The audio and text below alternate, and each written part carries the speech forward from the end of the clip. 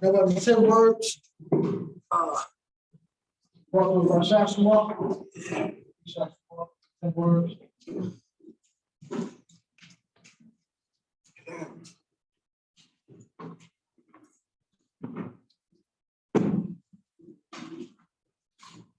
I'll be reading from Shabbat, common called Exodus, chapter 20, starting from verse 1. Again, I'll be reading from Shabbat, common called Exodus, chapter 20, starting from verse 1. And it reads, Now Elohim spoke all these words, saying, I am Yah, the Elohim, which has brought thee out of the land of Egypt, out of the house of bondage. Thou shalt have no other Elohim before me. Thou shalt not make unto thee any graven image, or any likeness of anything that is in the heaven above, or that is in the earth beneath, or that is in the water under the earth. Thou shalt not bow down thyself to them, nor serve them. For I, Yah, the Elohim, am a jealous Elohim, visiting the iniquity of the fathers, of the children unto the third and fourth generation of them that hate. And so the mercy of the thousands of them that love you, keep my commandments. Thou shalt not take the name of Yahuwah that Elohim in vain, for Yahuwah will not hold him guiltless that take the name in vain. Remember the Shabbat day to keep it set apart. 6 days shalt thou labor and do all thy work, but the seventh day is the Shabbat day of Yah the Elohim. In it thou shalt not do any work. Thou, nor thy son, nor thy daughter, nor thy manservant, or thy maidservant, nor thy cattle, nor the stranger that is within thy gates. For 6 days Yah made the heaven, the earth, the sea, and all that in them is. The rest of the seventh day. Wherefore, Yah blessed the Shabbat day out. Honor thy father and thy mother, that the days may be long upon the land, which Yah the Elohim giveth. Thou shalt not kill, thou shalt not commit adultery, thou shalt not steal, thou shalt not bear false witness against thy neighbor, thou shalt not cover thy neighbor's house, thou shalt not cover thy neighbor's wife, nor his manservant, nor his maidservant, nor his ox, nor his donkey, or anything that is thy neighbor's. Oh, yeah. I forgot to do the ordinances. I keep the ordinance.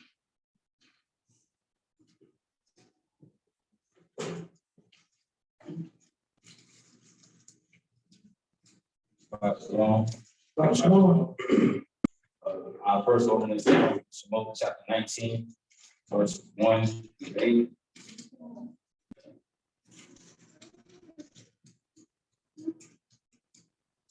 And it reads, in the third month, when the children of Israel were gone forth out of the land of Israel, the same day came they into the wilderness of Sinai.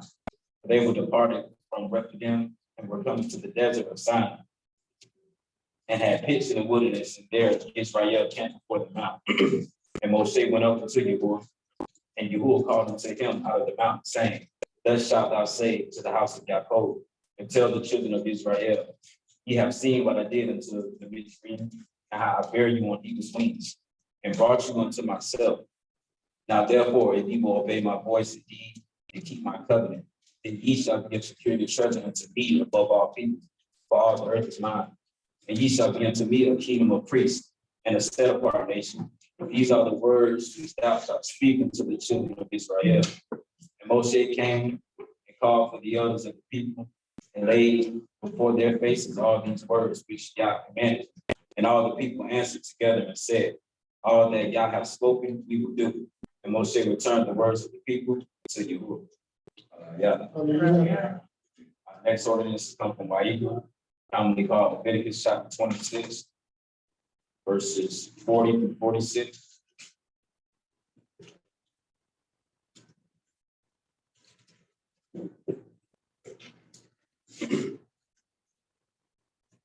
And it reads, If they shall confess the iniquities of their fathers with their trespasses, which they trespassed against me, and that also they have walked contrary unto me, and that I have also walked contrary unto them, and have brought them into the land of their enemies. If then their uncircumcised hearts be humble, and they then accept the punishment of their iniquity, then will I remember my covenant with Jacob, and also my covenant with Yitzhak, and also my covenant with Abraham will I remember, and I will remember the land. The land also shall be left with them, and shall enjoy her Shabbats, while she lieth desolate without them. and they shall accept of the punishment of their iniquity, because even they despise my judgments, and because their soul abhor my statutes. And yet for all that, when they be in the land of their enemies, I will not cast them away, neither will I abhor them to destroy them utterly, and to break my covenant with them. For I am Yahuwah, their mighty. But I will for their sakes remember the covenant of their ancestors, whom I brought forth out of the land of Mitzrayim, in the sight of the nations, that I might be their El. I am Yah. These are the statutes and judgments, laws, which Yah made between him and the children of Israel outside by the hand of Moreh. Yeah. And our last ordinance will come from Ezekiel chapter 36, verses 22 to 28. Ezekiel chapter 36, verses 22 to 28.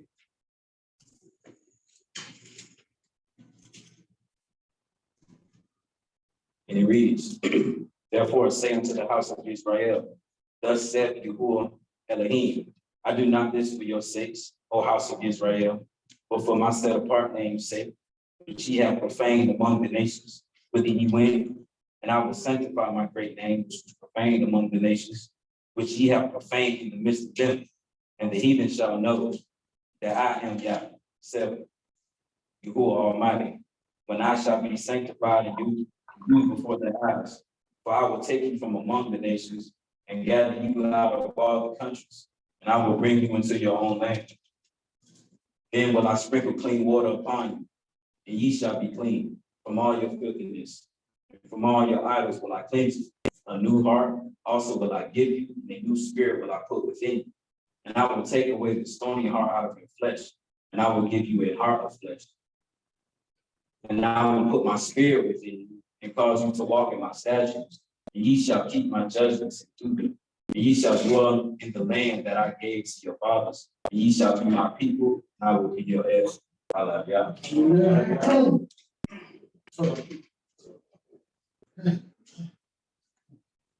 Shema Yisrael, Yahuwah Eloheinu, Yahuwah Echad. Ve'ahavta et Yahuwah Eloheinu b'kol levav ub'kol nefesh ub'kol me'od. Hear and obey Israel. Yahuwah is Israel, Yahuwah is one. You should love Yahuwah, your Elohim, with all of your heart, with all of your soul, and with all of thy might. Hallelujah. Now we're going to Hallelujah portion. See about my Hallelujah belongs to you.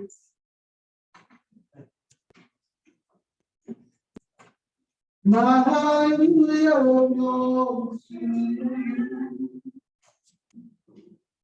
My hallelujah belongs to you.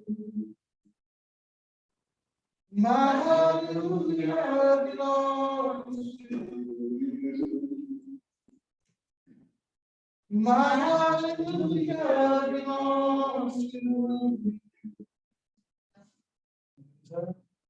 You deserve it. You deserve it. You deserve it. You deserve it. Hallelujah.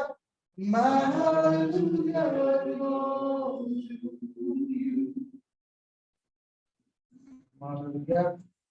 My hallelujah belongs to you.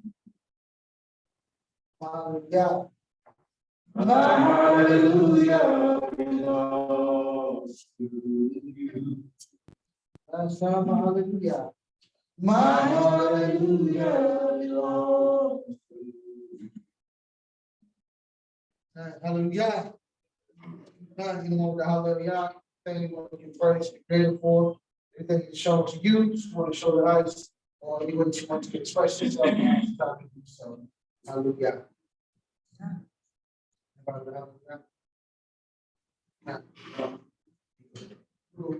What is that? Yeah, so I just want to give praise to the Most High One life. I got here safely. I woke up this morning. I also want to thank you for wisdom, knowledge, and understanding. And last night I was thinking about I thought about the way cell phone. You have the cell phone, you have electricity. The houses though.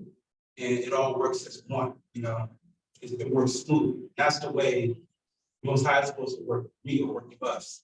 You know, Most High works for us, it's supposed to be one, you know. Even though cell phone is separate from electricity and power, it works as one, you know. So I praise the Most High for giving me that insight, you know, that I pray for. Because, you know, we have things like fear, worry, and you know, sin. That's not of the Most High, you know. So when we remove that from us, more smoothly it works for us. Hallelujah. Hallelujah. Well, Shabbat shalom. I just want to give praise to the Most High for allowing me to be on this earth. I'm 20 years old, and it's amazing to have friends and family. Aisha just had our child yesterday morning. Child for that. Amazing people that's present in this room right now. So, thank the Most High for you guys as well too. Yeah, it's just amazing to bring a new life into this world and allowing to give me this experience to be a father actually. And I'm still trying to process everything that's going on. Even though it's 20 minutes, 24 hours, there's been a lot going on. And I just want to praise the Most High for strong women in my life that He has blessed me with information my entire life. Dodging and trying to stay safe, and He has truly blessed me with an amazing, strong woman. And she was able to have a successful birth. She's at home healing right now. And yeah, I just want to praise the Most High for that. Everyone in this room, and I just see elevation every single day. I just hope the Most High does the same thing right here in this room. hallelujah. Father is easy. You'll be as easy as Father. No worries. Hallelujah. Hallelujah. Like that. Anybody else would have like that? Tired. Go ahead. Hallelujah. Hallelujah. Praise the Most High for another Shabbat gathering. Another time we can give praise to His name for the 7 days. You're going to learn how to be a father in increments of time. So enjoy the increments that you're in, because the children will grow so fast, the time will go so quick that you will be looking at your child born 18, 30 times, hopefully we got with the school. So all praise to the Most High for He's always manifested Himself to me. I can only say that to me. I hope it's the same you have said already, but He's always manifested Himself to me. Almost in physical form. He's just doing so many things and teaching so much. I was leaving work yesterday and just happened to see a potato chip there. And it's a tortilla yacht. I'm not making this. Took a picture of it. It's tortilla yacht. And I took the picture, so I was like reflecting on what Baruch had taught on, reflecting on what you had taught on about what kind of party you're throwing, and you read out Isaiah 11 and those temperaments that we're supposed to have, those attributes. And I can recall that the Most High gave me years ago that He speaks to everybody on all frequencies in all languages. So when I saw this tortilla yacht, I took a picture of it. And I'm like, okay, I hear you. I know you hear my prayer, because the nations, I hope y'all can see this, the nations are beginning, it's making the transition happen on earth as it is his will in the heavens. They are transitioning to being a little more softer. And don't misunderstand what I'm saying. You still gonna have some crazies out there. But a lot of people are beginning to, at least from my point of view, transition to a more, subservient, obedient, more tolerant of our persons, because this is the will of the Most High in the heavens and in the earth. And so we are being coached, trained into coming to our own divine place. Everybody be encouraged. Please be encouraged. Notice the things around you. As Dr. Mark said, be thankful for life. There's a lot in what he just said. So we need to be thankful and give the Most High all the praise and the esteem, because it's he who makes our blood pump, our blood flow, and our heart pump. So everybody be encouraged, and pray my strength and my salvation before the Most High, that I don't think in these last, as I used to hear the saints say, in evil days. Hallelujah. Hallelujah. Hallelujah.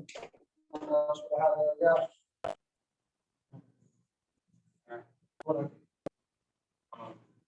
Akeem just said something about how the Most High benefits himself to us, and so that's individually in certain different ways. And I feel like that happens when you are allowing the Most High to take control, or you're surrendering, or in some form of manner, you're allowing the Most High to move your life.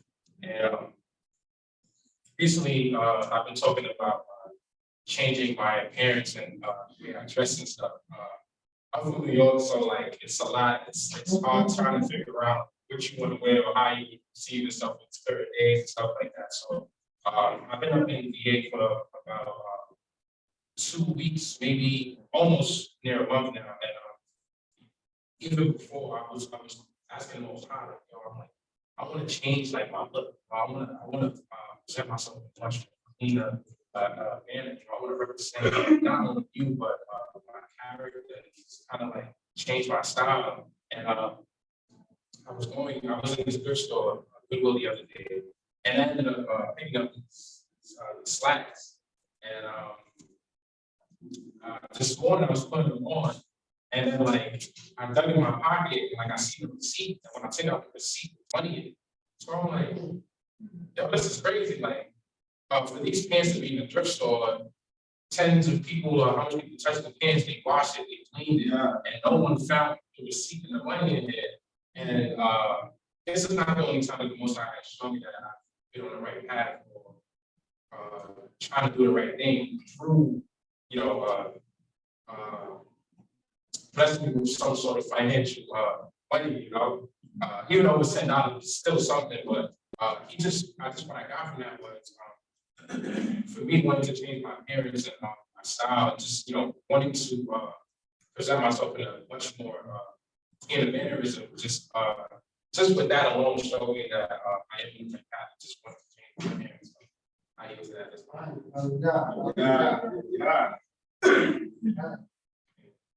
Now I'm about to go to the thrift store to look at pops. What's that? Hallelujah. Everybody say hallelujah.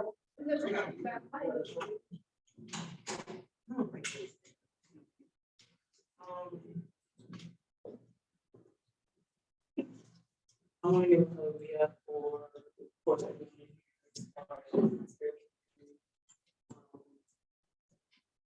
as well as my growth. Since I've been back to Virginia, I feel like I'm making more less. I really feel strong here. That's awesome husband. And have to see other people. But in saying that, I feel like I've also been the man that will need to grow my kids. our life. So first one was blessed me to also change myself, growing, getting back into the word and what I'm supposed to do, as well as having being amongst everyone, growing, possibly being even with each other, living with each other. Yeah. Social law will come back in, do that again. That was a good practice, that was a good practice. So hallelujah, hallelujah. Carry this worship of praise also this most high God for first and foremost life. The ability to have all your faculties, move, things of that nature, some people get up, some can't move. So yeah, I'm sure I know what she does. Couple of things. He can be balls, potatoes, sorry, anyway, yeah, so that, for the family, my elders, my brothers, sisters, y'all sometimes. Yeah, this is for his mercy, for the things that we do that are not necessarily aligned with him, but he's still allowing us to the ability to correct it. That's really what it's about, correcting in fact. So let's say it's all right after that. Still a long way to go, but he gave us all family to continue that walk with. So we'll get into that a little bit later. But hallelujah. Anybody online with Hallelujah? Azar, you good? Eleazar, Hallelujah? Maybe? No? Oh, Go to. At least you let. We'll keep Akeem Azar in prayer. He's come down with the cold that everybody's worried about. So let's keep him in prayer that he recovers. So with that being said, we're going to the talk portion, then we'll do praise and worship. We'll kind of have a conversation. So talk portion is Shabbat, which is in the book of Shabbat, commonly called Exodus, starting at chapter 13, verse 17. Shabbat in the book of Shemot, commonly called Exodus, chapter 13, verse 17. So whether or not you arrive and you have a book.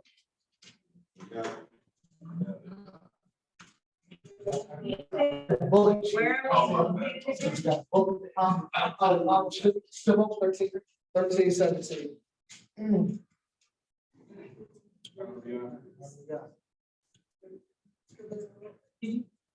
Yeah, it's trying. You good? Okay. Hallelujah. And it came to pass when Pharaoh had let the people go, the Elohim led them not through the way of the land of the Philistines, although that was near. The Elohim said, let's peradventure the people repent when they see war, and they return to Mizraim. The Elohim led the people about through the way of the wilderness of the Red Sea, and the children of Israel went up harnessed out of the land of Mizraim. And Moshe took the bones of Yosef with him, but he had straitly sworn the children of Israel, saying, Elohim will surely visit you, and you shall carry up my bones away hence with you. And they took their journey from Sukkot and encamped in Edom, in the edge of the wilderness. And Yahuwah went before them by day in a pillar of cloud to lead them by the way, and by night in a pillar of fire to give them light to go by day and night. He took not away the pillar of the cloud by day, nor the pillar of the fire by night from before the people. Hallelujah. So the first question is, what is the Most High know that you're afraid of?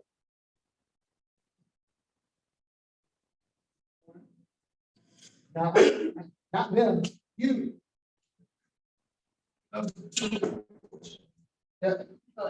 Think it's a question, you can answer this, what if you want to answer this, fine. As in, there's some things in your life, right, that you wanted.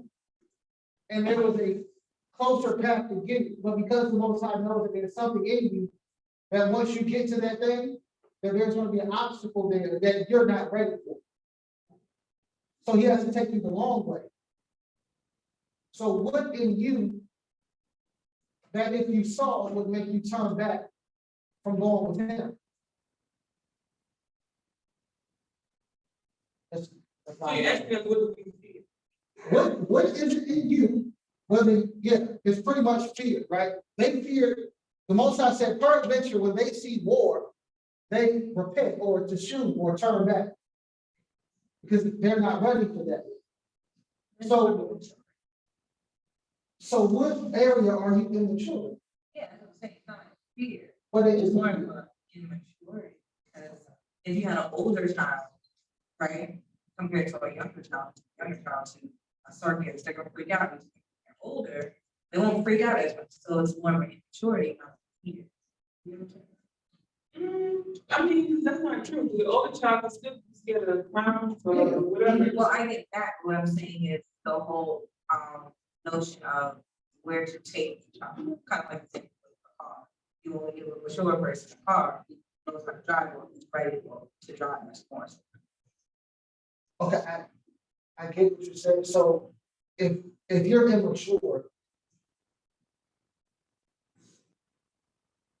Because when they got to the book, they started seeing what that looks like and things like that. So it's a little bit different. But then you would kind of see their fear when it was time to go into, you know, like with Palestine. What would they say that when they went to the land, they were giants, so they were bigger than them. That's when you kind of saw where their fear was. Now they were already used to going to war and things like that. They just were used to the people they're going up against being that huge. so it's in both cases it was fear. Because even then they were mature in war when they went to the land. But so they understand war, but now it's still a fear. So So I it's gotta be like both. think it. It is Fearful and thing that they really know. Even though the Messiah Moses spoke to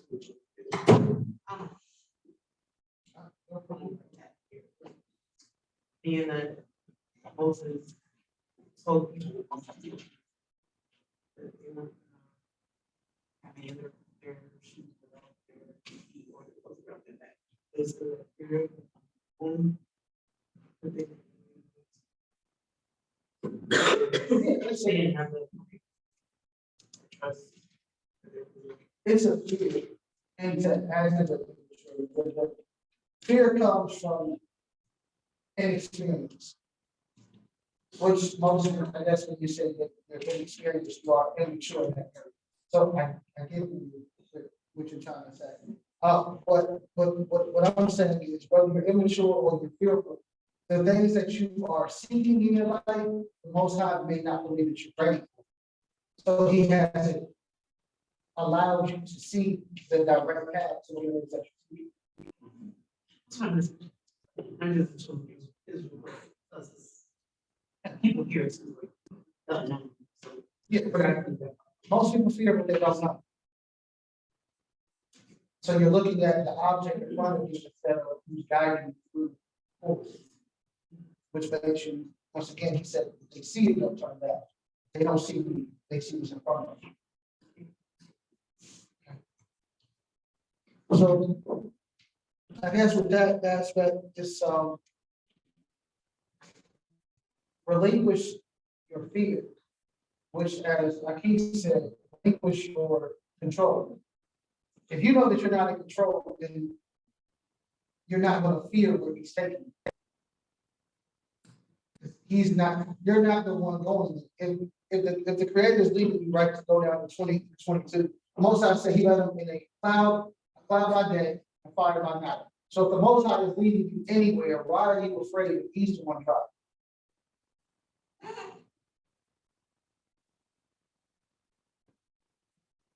I don't know. I don't know if his face starts. Y'all don't understand me, or because y'all thinking, I don't like it. Go ahead and So, you know, tell me. I can say they weren't both big. Once you mother, I'm saying, you know, one body, I'm saying. Y'all believe, in the oneness, so. Yeah. So my question before I go to something is, you brought up the cell phone, right, so I'm gonna tap into what you said. Does your phone always have a signal? No. Most of the time, but, so what happens when you don't have a signal? So I have to be like, on it, it's not a story. I think you said, He was saying, we don't have. yeah, what happens when you don't have service? Shy, you mess with me, I know you do. What happens when you don't have service means, in a sense, you aren't connected. So just like your phone is never always connected, us as people, we're not always connected, and we should be, and we strive for that. But in the moments that we're not, that's when everything else is able to get in. So we're also supposed to find, okay, it's just like your phone's not connected. You find the right frequency. Okay, something's not right, line back up so that you're in that frequency at all times. I get that, and I understand, there are things, I think all of us with personal experience have experienced that it's like, not that you don't want to, or your mindset is not that you want to, your heart will be like, I want to be towards a creator, but there are obstacles that jump in front of you that you have to experience and understand why you need that connection. Well, I mean, enough. What's chapter 14? That's chapter 14, yeah. We'll get in that chapter, yeah. Yeah, I saw your hand. Go ahead, Alma. I was meditating on how certain people, you know, it's not, it's not personal, like some people, they want certain things done, they want the Most High to show them something, or do something for them, or they, the Most High will surrender their control to the Most High. They want some form of satisfaction or an alert. They want to be alerted. They want they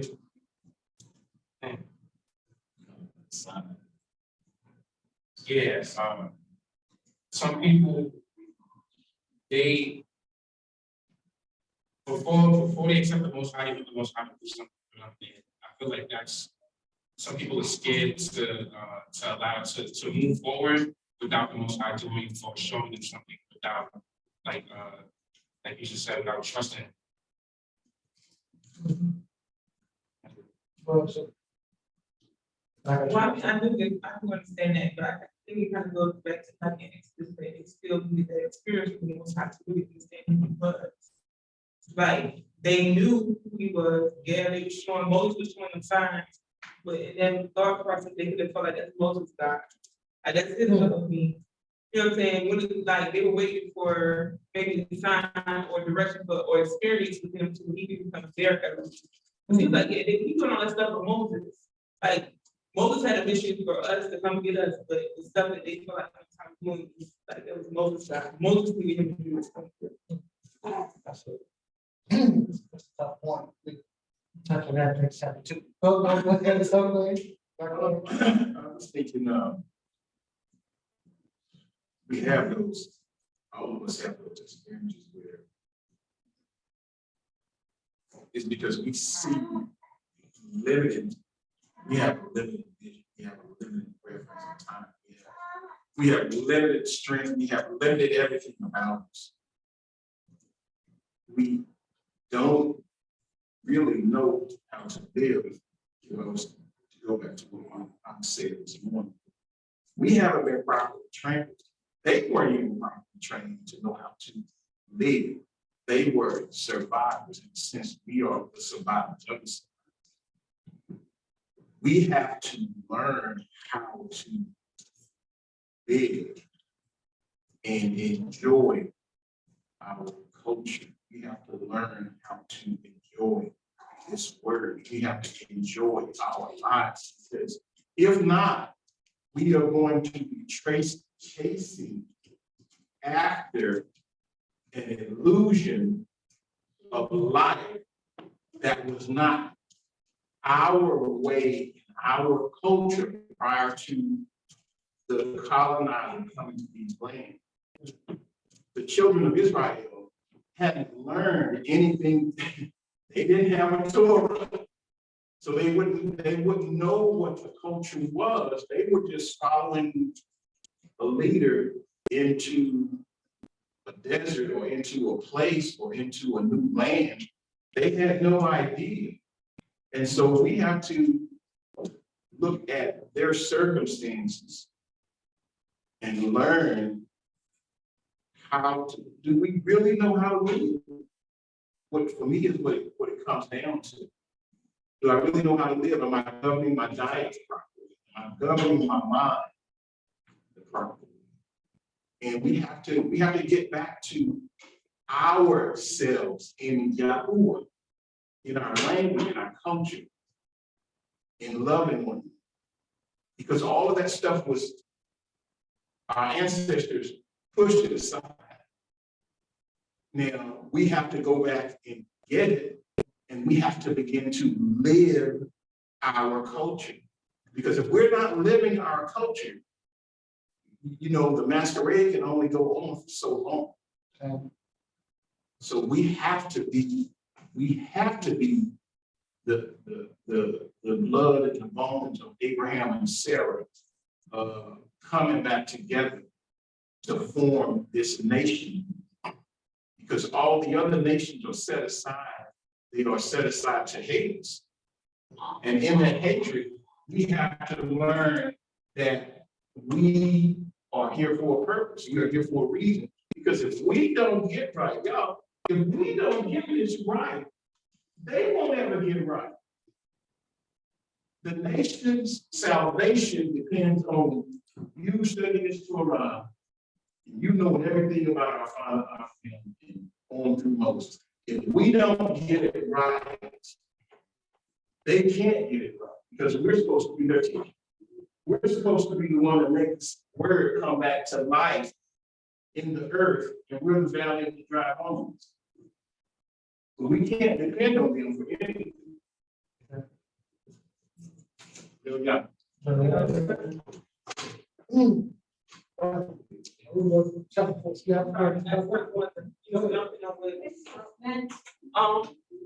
just having a conversation when I was at work, right? And I was telling my coworkers, right, that we are trying to make people love us, and we don't even know how to love ourselves. Like, we don't know how to love us or make them love us. We don't even have to love them ourselves in the thought process to love each other. And then the conversation was, because I was teaching the big record book, I love you, and we kind of knowledgeable. I like, but anyway, the conversation is still, and I asked them like how we do rap music, right? Everybody just get rap music, like, ooh, like it just sounds good. You know, it depicts the culture, but does it really teach our culture? Because a lot of the things that they say just teaches us hatred. Question like, if somebody from overseas who's never met us, never seen us, don't know what we look like, never been exposed to our culture through rap music, how do they view us? And it's like a lot of appropriate media from white people or different cultures, they like listen to our music, but our music is teaching us to hate us. So Daud, you are wild. Okay, that's that.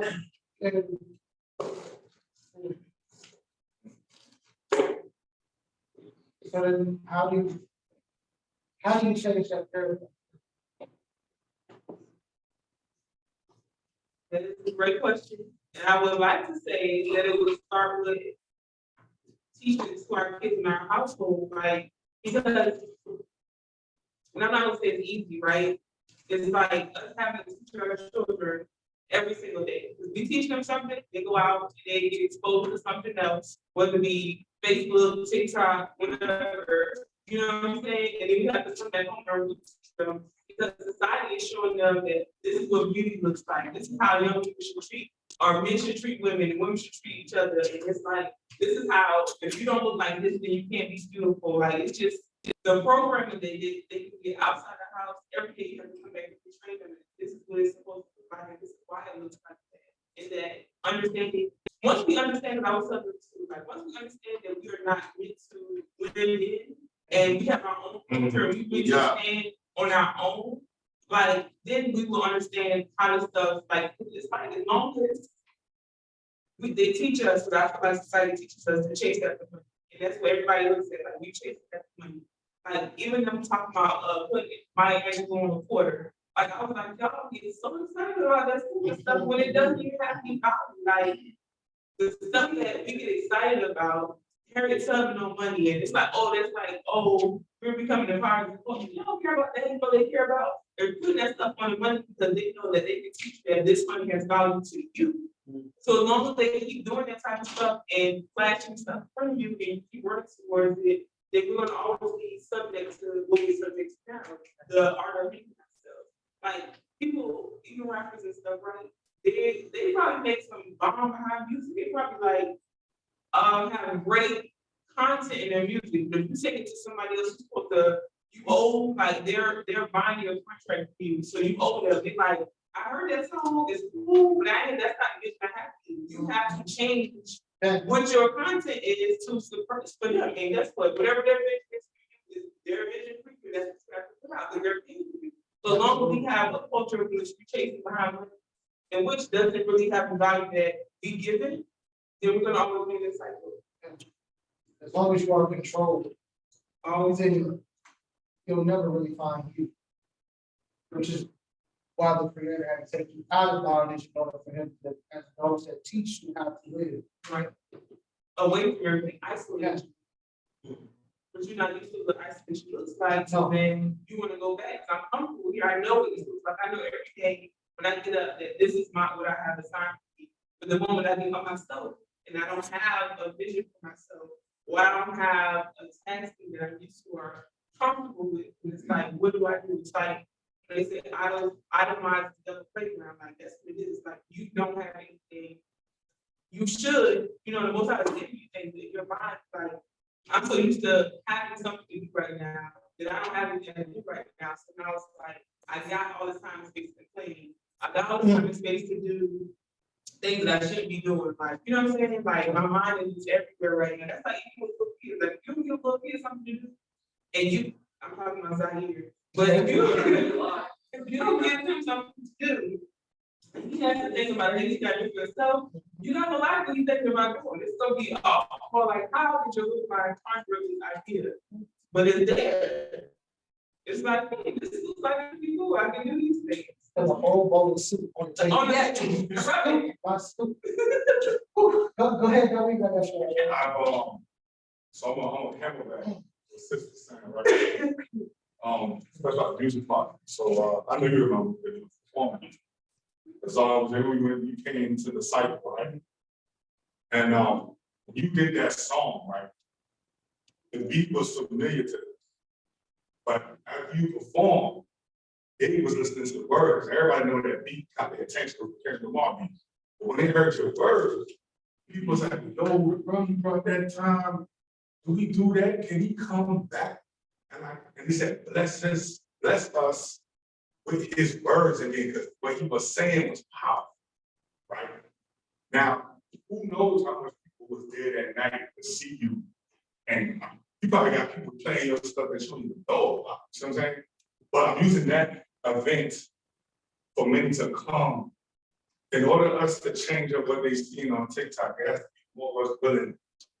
Like y'all was shouting to go to the unpeculiar. You know what I'm saying? Yes, we working on our own, figuring out, yes, we gotta do something. Yes, we gotta be different. We gotta look different, dress different, talk different. Sometimes though, to get the masses, you gotta go where they can. Almost example, like when y'all went to the Million Man March. Remember how that was? It was like 11 of y'all, right? But they would say, oh snap, they go to them Hebrews. If they go, now some could have been mocking it, but some was like, oh snap, this is what that looked like. Because y'all really look like a white line going to about 500 people. You see what I'm saying? Same thing at the hill to the Black March thing, right? A bunch of little people in white, everybody all different colors, shapes, size, whatever, like who are they? So on what Sis was saying, it's gonna, yes, you have to work on loving us and how we look different, but to get people to look in a positive way sometimes. Just have to go our comfort zone, just be in spots where not be expected, and then as a unit, just shine bright as of how we look already, so we won't stand out. I have a question for that. I'm gonna go out first. I was gonna say that, that's why it's important. When we send it, like, even ourselves, we gotta put a force field around ourselves and our children, out the world. We know what that force field is. That force field is God's love and His word, also His knowledge. A lot of people don't, know, what surrendering to the Most High looks like. That's why I feel like it will start with the surrendering yourself to the Most High, that you can take control of everything in order for infiltration to flee away from whether it's you or your children. And I feel like that a lot of these things happen because a lot of us sometimes can get distracted or quote unquote tired in terms of putting in the work. When it comes to applying that force field to ourselves and our children. So I feel like it's just a matter of how much do you want for your children or yourself in terms of this system? Because at the end of the day, the Most High says that this system is not stronger than without Him. So I feel like it's the amount of work you're willing to put in and surrendering to the Most High and studying day and night. And she said something that was very interesting in terms of the children or yourself going out, learning something different, and they come home and they gotta rearrange that. And that's when the hard work comes in. I feel like nothing is a coincidence. The Most High allows these things to happen for a specific reason. To teach you something or to teach someone around you something. I just think it's one of the put in the work. Standing with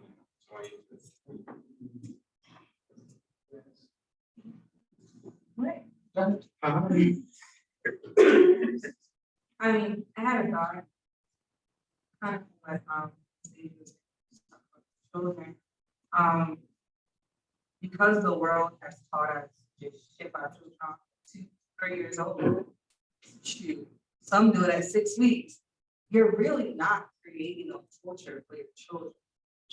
I've seen children who are homeschooled in this wall, all they know is this wall. And then when they see things on TikTok, so they're like, oh, that's not mine. Why are they doing this? Now, the question more so is, we are set apart. I see what they're doing. So a lot of the recorrecting what is happening, you create your home to be the culture of God. Meaning everything you do at home is God. So when they go out there, they're seeing a contrast.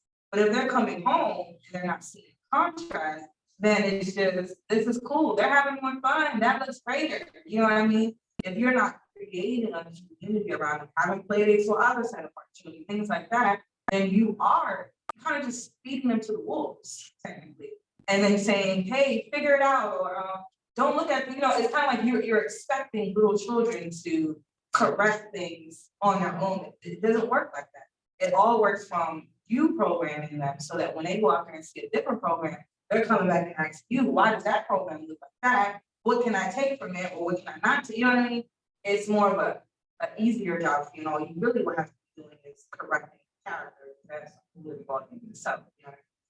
And also for like us, the word says, seek ye first the kingdom of God and His righteousness, and then everything will be added on to you.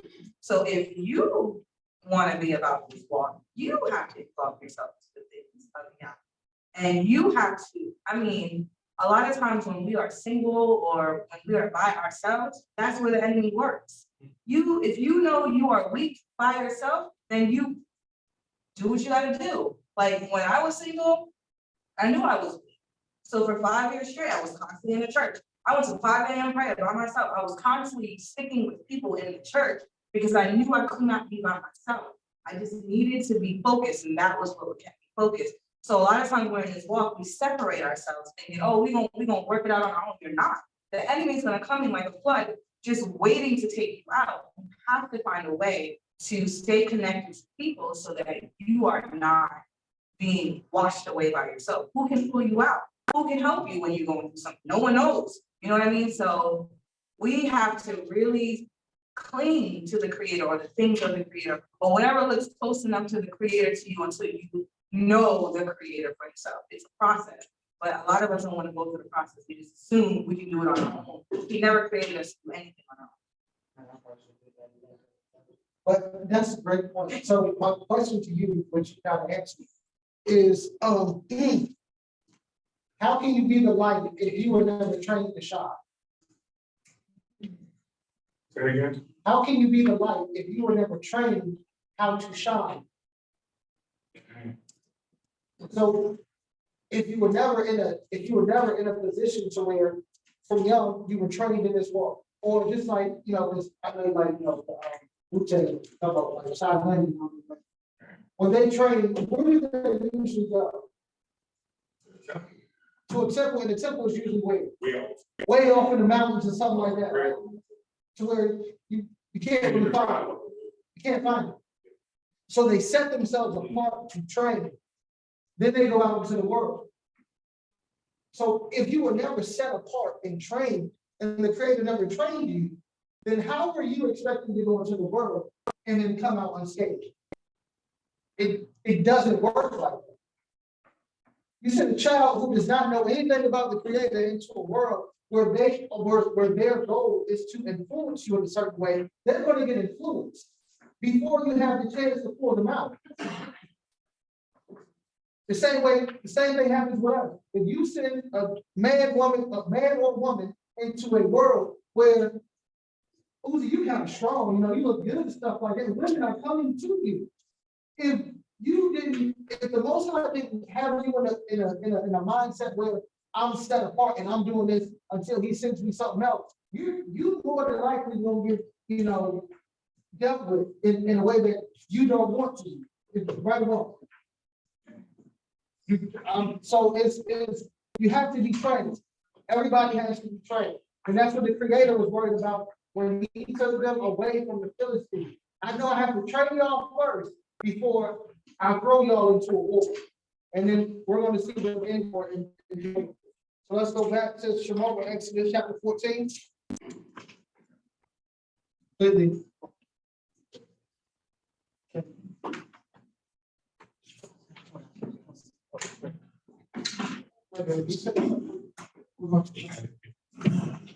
so let's go to Exodus chapter 14. And Yahweh spoke unto Moshe, saying, speaking to the children of Israel that they turn and encamp before Pekah Kiro, between Migdol and the sea, over against Baal Zephon. Before it shall ye encamp by the sea. For Paro will say to the children of Israel, they are entangled in the land. The wilderness has shut them in. And I will harden Paro's heart, that he shall follow after them. And I will be honored upon Paro and upon all his hosts, that the Mitzrayim may know that I am Yahweh. And they did so. And it was told to the king of Israel that the people fled. And the heart of Paro and of his servants was turned against the people. And they said, why have we done this? That we have let Israel go from serving us. And he made ready his chariot and took his people with him. And he took 600 chosen chariots and all the chariots of Mitzrayim and captains over every one of them. Over every one of them.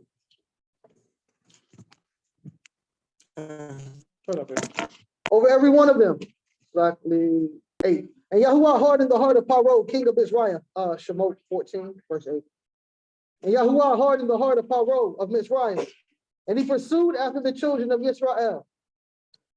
And the children of Israel went out with a high hand. But the Mitzrayim pursued after them, all the horses and chariots of Paro and his horsemen.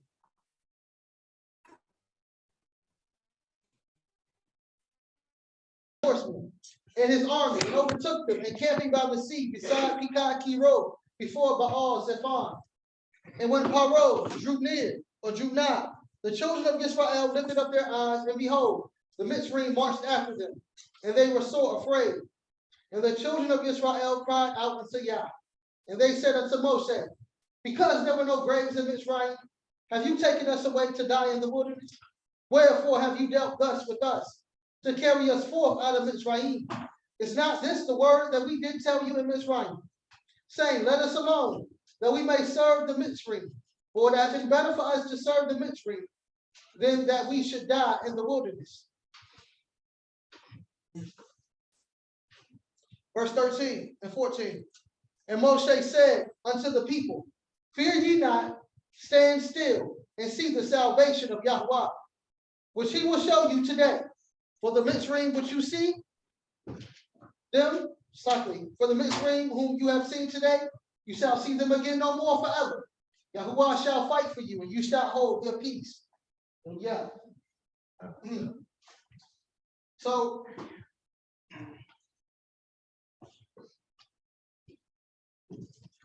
why is it so easy for us to be fearful and negative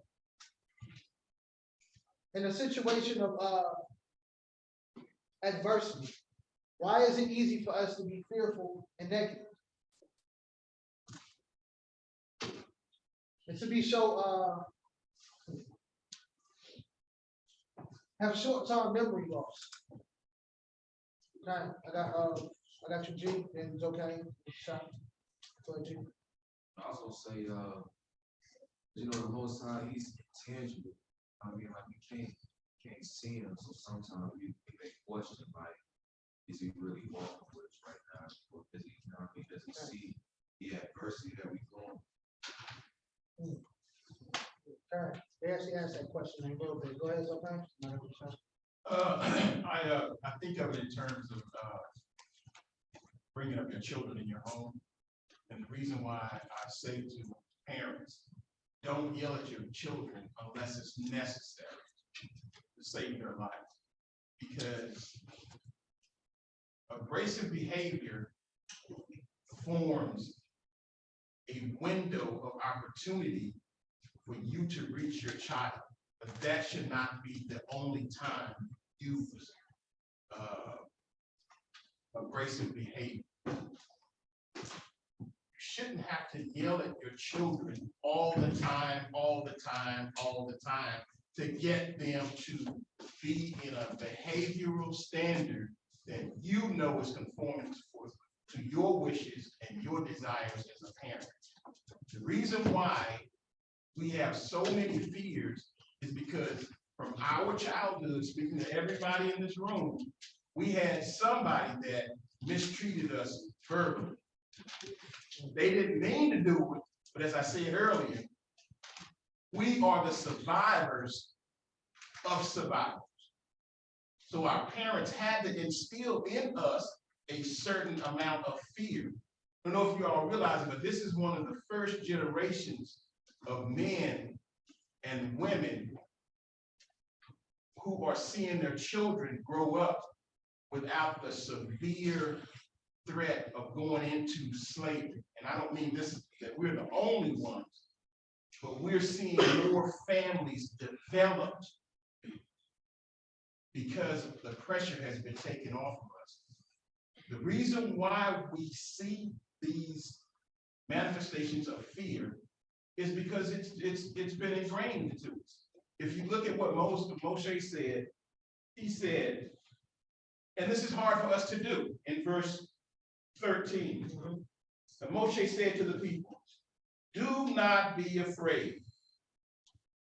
And you got to remember when he's telling them that, it's like, well, look, listen, man, we've been afraid of Pharaoh since forever. We had to build this temple, we had to do all this work for them. They cut back the materials we were using to build the cities, and they were killing us, and here he is again. And you got us out here with you and Aaron. So when he said, do not be afraid, here he is, stand still. How many of us have had a parent, uncle, grandpa, grandma, sit down, child, and had to tell us to stand still or be seated, be quiet. So he said, stand still and see the deliverance of Yahweh, which he does for you today. For the Mitzraites, whom you see today, you are never, never to see again. We need to, as I said earlier, take into account that we have never been trained to live a proper life, to eat a proper diet, to have proper relationships with our children, to have proper relationships with our husbands, with our wives, with our neighbors. The reason why we have all of these problems is because they are manifestations of lack of cultural training. Okay. And I think if we were living in King David's day, he would be the great example of not to be afraid. So we have to go back and recover what was lost, or else we won't change.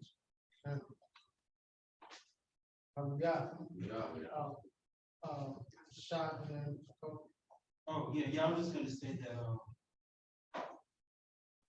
we only have, one job, is to keep the commandments of the Most High, his voice. And all the other things he's supposed to take care of. Because verse 14 says, Yah shall fight for you, he shall hold your peace. So that's his job, to fight for us. Our only job is just to obey his voice, obey his commandments.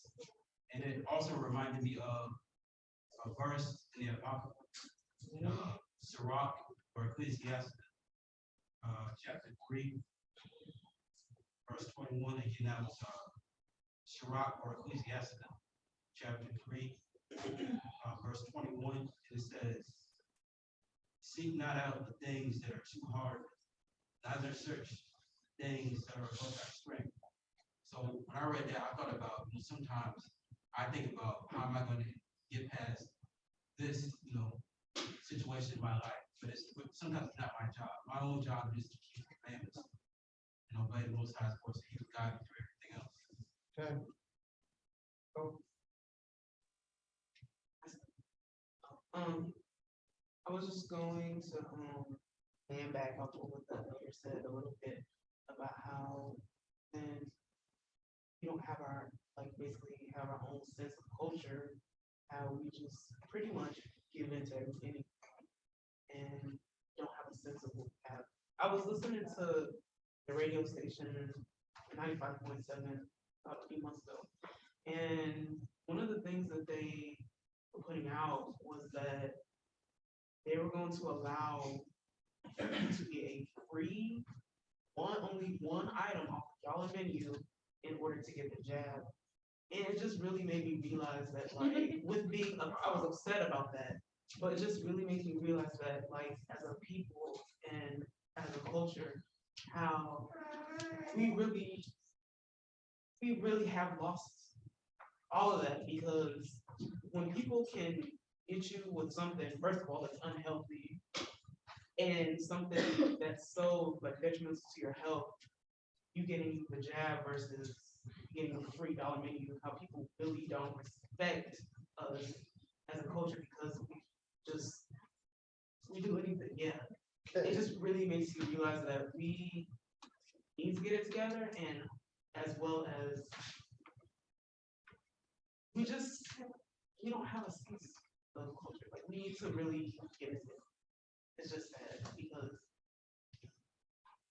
someone can get you with that, the poverty that we live in, most of our people, the structures of the household, all of that. And we think that it's cool, the music that we allow our kids to listen to, the different dances we allow our daughters to do, all that, it just really brings it around that what are we doing?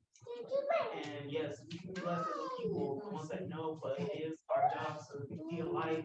And even if they fail to listen, still be able to talk to other people and say something like hallelujah. If you give somebody money, they say God bless you, say, God bless that thing. Maybe they'll ask you, maybe they won't, but it is our duty to say something, not go preaching to people, because that makes people upset. But we we should be able to be that light. Show them that the what they're living in doesn't have to be quick. So Shabbat shalom, everyone. Shabbat shalom. Pardon my tardiness. First and foremost, good to be here amongst the fam as always. But you said something that resonated with me, okay, and I appreciate that. Kind of in the same vein as culture, but I see it a little different. As far as a mass body, yes, there's definitely a lack of culture there, but on an individual aspect in regards to culture, it actually brought me to relations real quick. As far as the spirit and the flesh jockeying each other, that's something that most I've talked with me about a lot. In regards to what you said about fear, right? And I was like, what does that fear bring in regards to why us the people want to be so attached to going back to Mitzrayim rather than going forward and walking with Elohim? So I had to go back and look at the fruits of the flesh, and I was like, that fear that Pharaoh was bringing upon the people, you can easily categorize that with any of the fruits of the spirit. But one thing that pointed out for me was idolatry. So that fear that Pharaoh wanted out of the people, it really was a form of idolatry, and we see it throughout history. We see it in every single movie that you can think about. How you have those tyrants that want that fear of the people. It's really them, in a sense, praising him. So when you see that root cause, that fear spirit going around the people, causing the people to basically disregard the faith that they're trying to put into Elohim, they're just gonna go back to what's normalized, which is just following and sticking with the routines of being in bondage, harsh bondage, and they're okay with that. It's really like in times today, it's like being desensitized and just coping with it, rather than being an opposite other. And that's where you have that jockeying of the flesh and spirit. So that was one of the things that kind of jumped at me when I heard that. So I for bringing that up, so I for the fans always. And that's all I have. Okay. So I have a question. Who here wants to see miracles? But y'all too spiritual. Everybody wants to see miracles? Oh, okay. So it's heating up. We're 62, 65. We're doing good. So most people want to see miracles. Even y'all, y'all Hebrews don't raise your hand. It's cool. How? Huh? Yeah, miracles. The water splitting. Cloud by day, fire by night. I don't think I'm ready for Yeah, that, it just because I already know what comes with that. So if you want to see miracles, right? How will you ever see one without being placed in a position where the miracle is the only way? If you are afraid to go to the areas where the Most High is leading you, right? And He's leading you there in order for you to see the miraculous, but you're afraid to go there, then how will you ever see Him? How can He lead you out and you won't follow Him? The fear comes from, as a coach said, the unknown. It comes from the want to. Comes from pride. Fear is associated with pride. Why is that? Okay. Because go ahead. Question. So what was the children of Israel, what was our problem when we was in the land of Mitzrayim and were leaving? Did we want to leave? Israel That's did. miracles. Israel did the same as Israel. And meaning you want to go on a path of least resistance. They wanted to leave if they went straight to the land of No, they wanted to leave because Pharaoh was beating them up. Right. So then- Like, we going to great things, And like. they never would have left if he wasn't beating them up. No, You're treating them better like a church. yeah, so the Most High is being between a rock and a hard place. The Most High had Pharaoh push you out, but then he also had the 7 nations of Canaan there to prevent you from going in.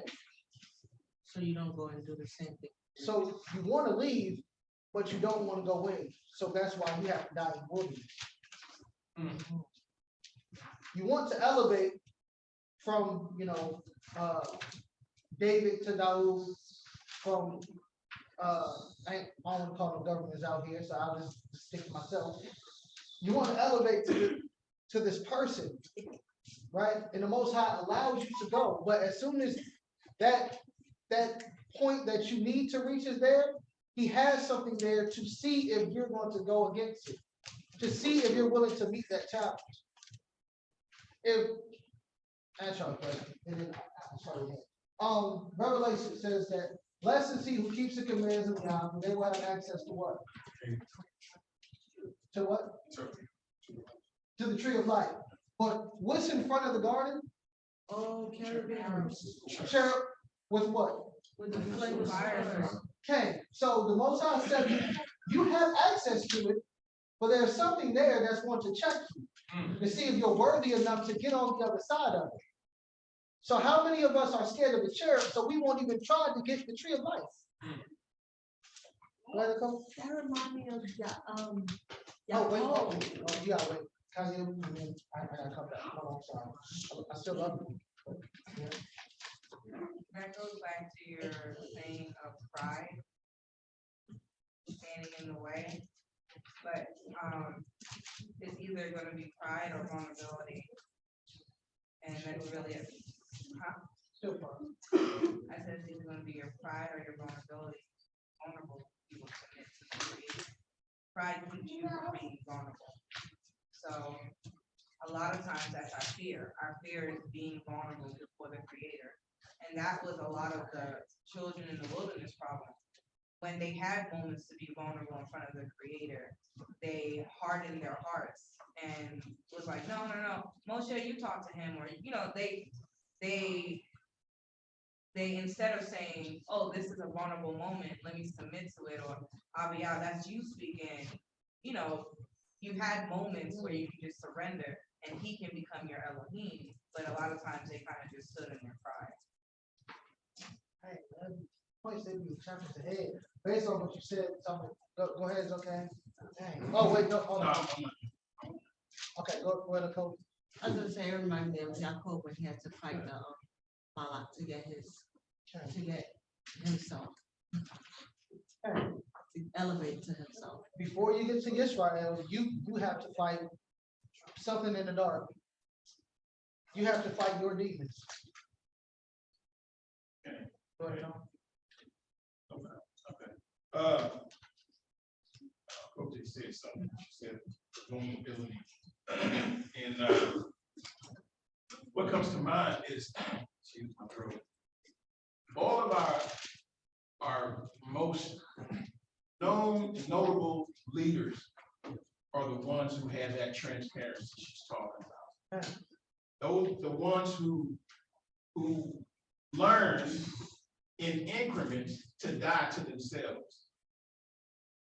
So that when we see pride in us, as I said before, when I first I returned to this assembly, there are things and aspects I see in myself that I pray about, and I say, well, Father, I don't like this about me, but I want to replace this part of me with more of you.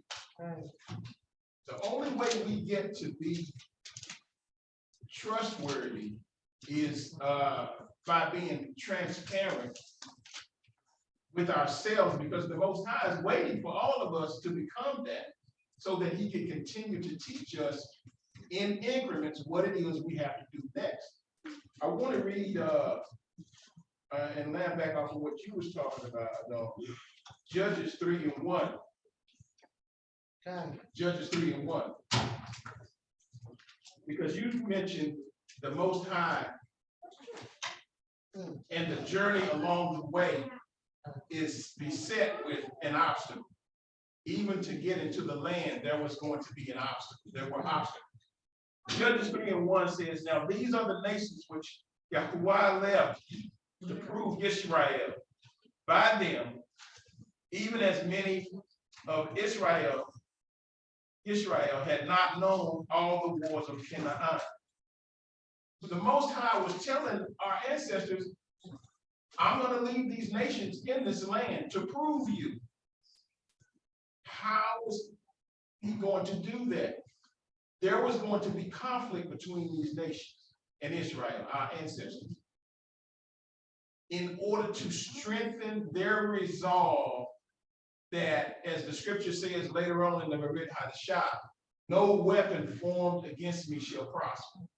So the Most High uses adversity just like a silversmith and a goldsmith uses the adversity of fire to prove the silver, to prove the gold. So everything, as we know, Apostle, you know the scripture Apostle Paul taught, he's famously quoted for, he was saying that he took joy excuse my throat, in his suffering. How many of us are willing to say that? Because as you said, we want this easy. We want, excuse me, we want this easy peasy. We want it so easy that it's a cakewalk. Self-included, I'm talking to me first. But it's not going to be that. Because you're not dead. You're not dead and you're not dying and you're not willing to die.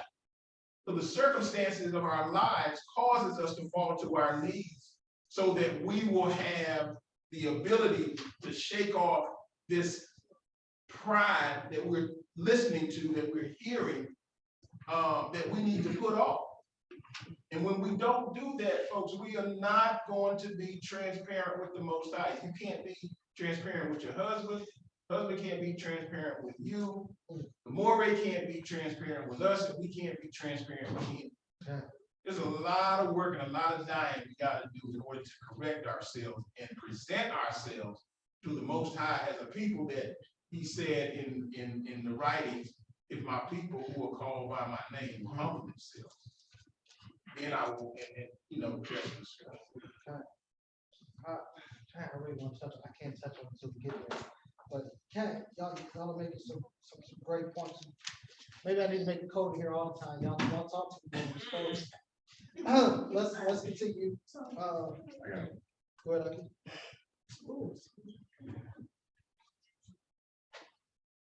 No, just, man. So when you said that, it just brought me back to the Rick Shaw and the Pharisees and the Sadducees were asking for signs in a trying process. And I had to go look back because there's many times where people ask for signs and wonders, and just summing it up because there's a lot of scriptures that cover that. And it's like every time those that were seeking signs, you were always classified as a wicked generation.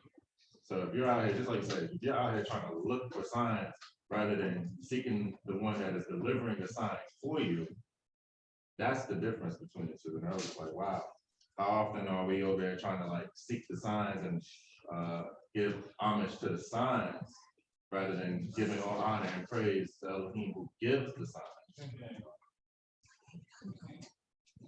Yeah. Anyway, let's go to symbol 14:15. Let's go back to symbol 14:15. Okay, break on, okay. Shabbat, Exodus chapter 14, verse 15. And Yahuwah said unto Moshe, wherefore cry you unto me? Speak unto the children of Israel that they go forward. But lift up your rod and stretch out your hand over the sea and divide it. And the children of Israel shall go on dry ground through the midst of the sea. And behold, I will harden the hearts of the Mitzrayim, and they shall follow them. And I will get me honor upon Pharaoh and upon his hosts, and upon his chariots, and upon his horsemen. And the Mitzrayim shall know that I am Yah, when I have gotten me honor upon Pharaoh, and upon chariots, and upon his chariots, and upon his horsemen. And the angel of Elohim, Malach of Yahweh, which went before the camp of Israel, removed and went behind them. And the pillar of the cloud went from before their face and stood behind them. And it came between the camp of the Mitzrayim and the camp of Israel. And it was a cloud and darkness to them, but it gave light by night to these, so that the one came not near the other all the night. And Moshe stretched out his hand over the sea, and Yahuwah caused the sea to go back by a strong east wind all that night, and made the sea dry land, and the waters were divided. And the children of Israel went into the midst of the sea upon the dry ground, and the waters were a wall unto them by their right hand and on their left.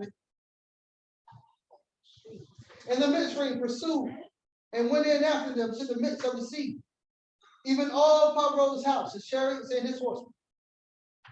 And it came to pass at the morning watch, Yahuwah looked up to the host of the Mitzrayim through the pillar of fire of the cloud, and troubled the host of the Mitzrayim, and took off their chariot wheels, that they drove them heavily, so that the Mitzrayim said, let us flee from the face of Israel, for Yahuwah fights for them against the Mitzrayim. And Yahuwah said unto Moshe, stretch out your hand over the sea, that the waters may come again upon the Mitzrayim, upon their chariots, and upon their horsemen. And the Moshe stretched forth his hand over the sea, and the sea returned to his strength when the morning appeared. And the Mitzrayim fled against it. And Yahuwah overthrew the Mitzrayim in the midst of the sea. And the waters returned and covered the chariots, and the horsemen, and all the hosts of Pharaoh that came,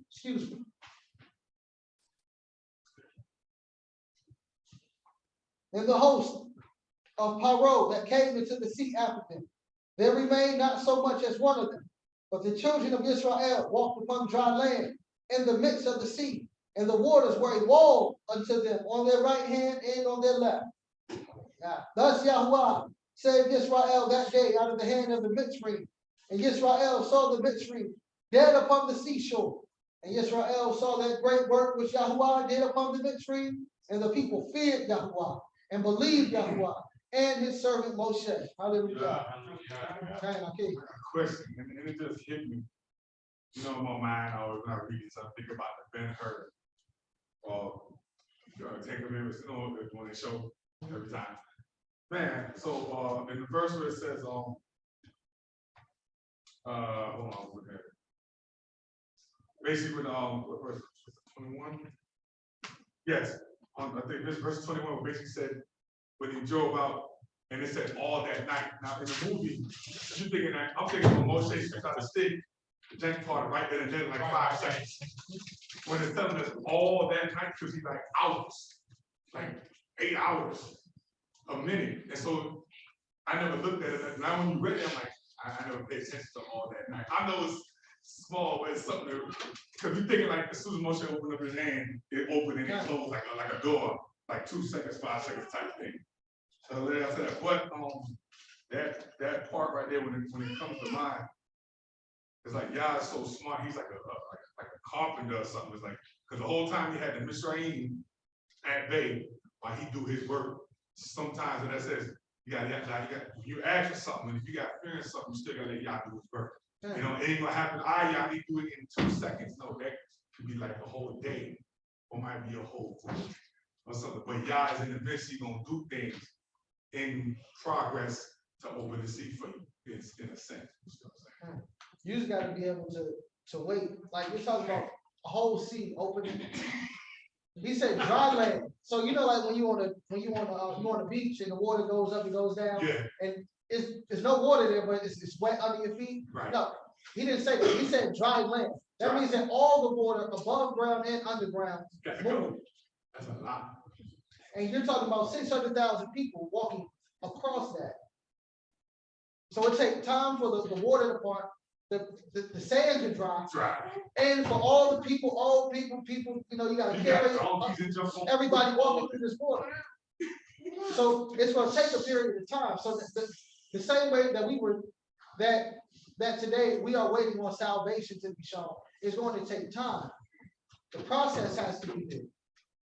But it's up to you to the word for when he said be still, but no, hold your peace. That means to be dumb. Hallelujah. Hallelujah. To be dumb, to be deaf, to be silent. And I had a great uncle who was deaf and he couldn't talk.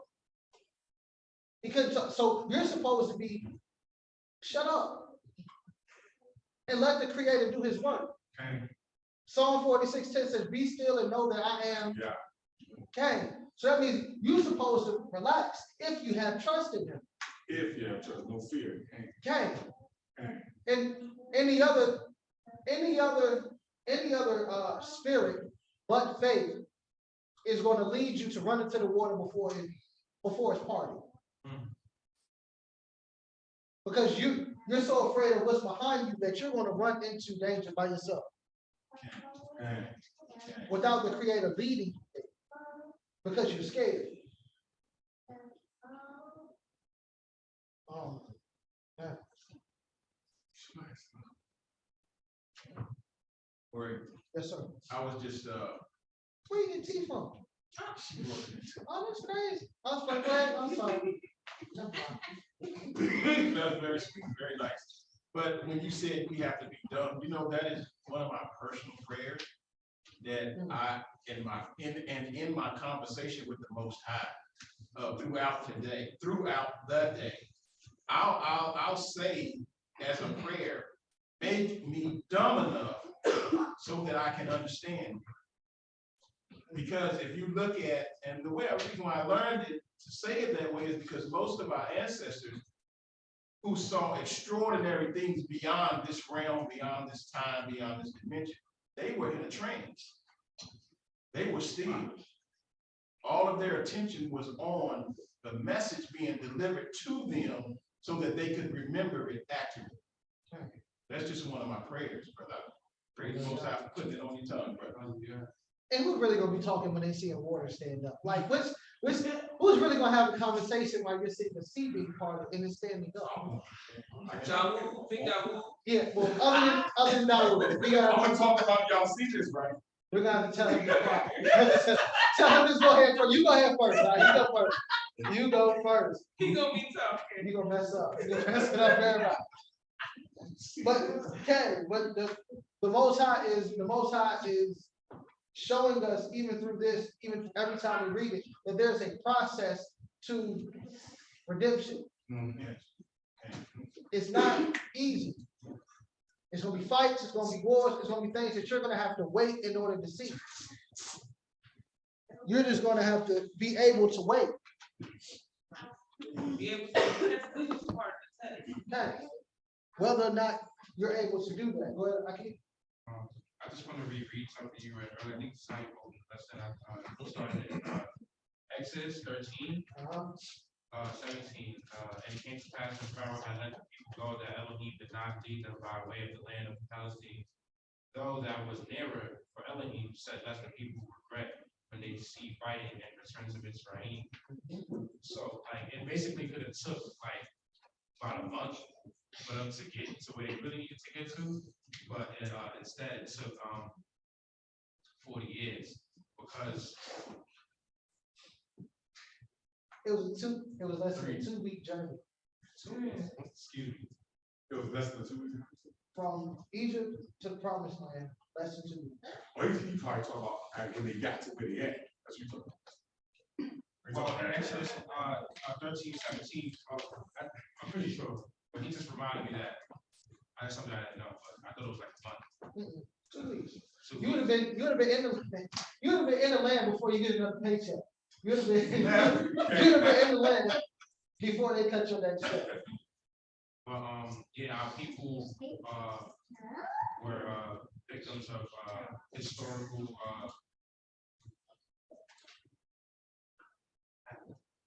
Yeah, because we I'm gonna land back on what you're saying, because the geography that we're taught is that our homeland is separate from Africa, right? But it is an African land. And that's why Daud was saying it would have taken that amount of time to get to where they're supposed to be. Abigail, thank you. I think it's more about, I think it's like back in the day, photography, when it had to be like developed, and it took time for you to actually see what it was supposed to look like. Like you had to like wait until you could see what it was supposed, like the vision, pieces of the vision were revealed to you as in time. Like it's like an actual revelation. Like you had to wait for it to look like what it was supposed to look like. And in that time, you develop like patience and understanding, so you can understand like why we're here, why we're doing the things that we're doing. And it's like if you really think about things that we want, if we get on right now, how we want it, like imagine like you feel like, oh, you think of it as you're being powerful, right? You did something to make them so great to make these things happen. Where you have to wait and stand still and be patient and basically sit on your hands, it's like it's showing you that there's nothing that you did that was so great to you. It was the love of the Most High that allowed these things to happen. Absolutely. Absolutely. Well, G, I was gonna say the same way it took them 40 years in the wilderness, it's gonna take us some, working kinks out the same with us. You know what I mean? We ain't gonna just wait up in the truth and then be ready for the kingdom in 2 years. Like we got a whole lot of self-examination and kinks and sins that that we gotta work out the same way they had to, well, I would say into the kingdom, but they ain't even into the glory. Joshua and Caleb, yeah. So like I said, we just self-examination. So Joshua and Caleb had parents, right? So they chose not to follow their parents and chose to follow their teachers.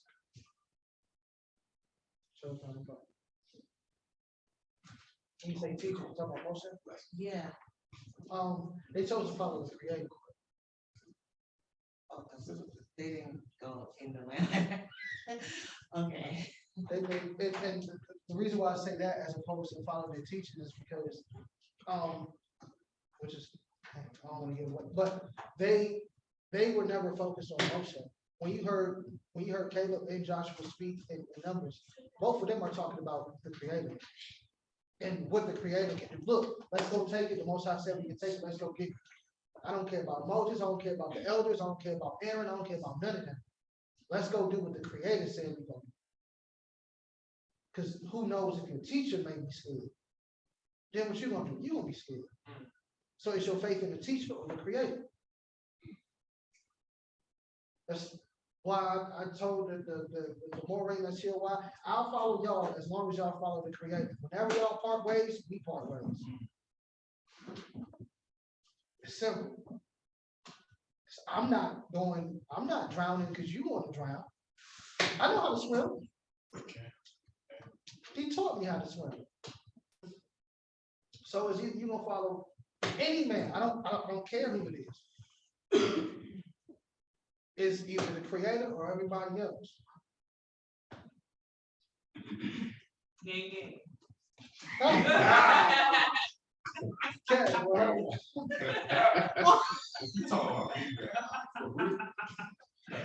I got one. I'll try to hold my time.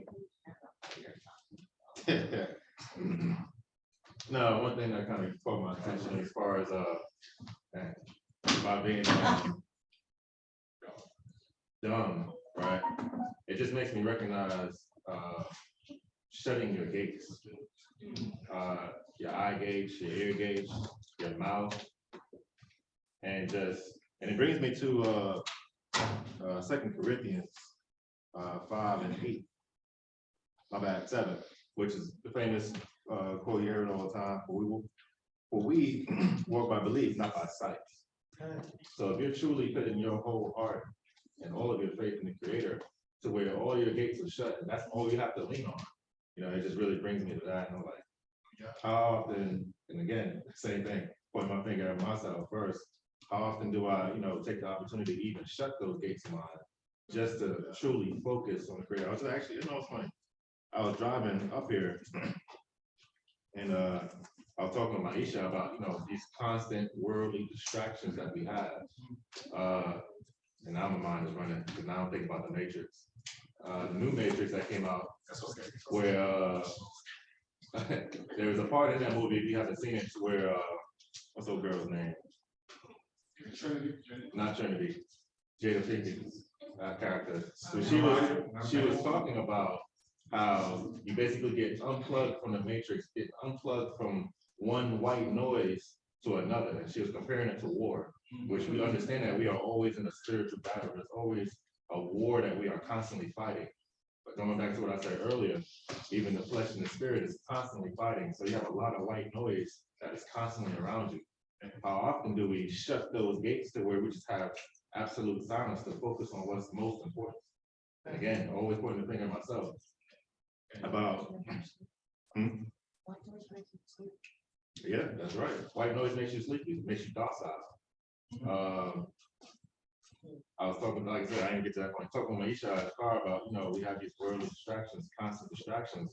Even when you're tefillah, your mind will just wander off. It's like, how can I be trying to, tefillah and entreat the Most High, where my mind will just blank off and think about something random, utterly random. Had absolutely nothing to do with the Creator, but it happens. So it just really makes you think about shutting those gates and being still and just putting all your focus in everything that you have in the Creator. That's the problem. Let's go back to Shemot, chapter 15, Exodus 15. You gotta say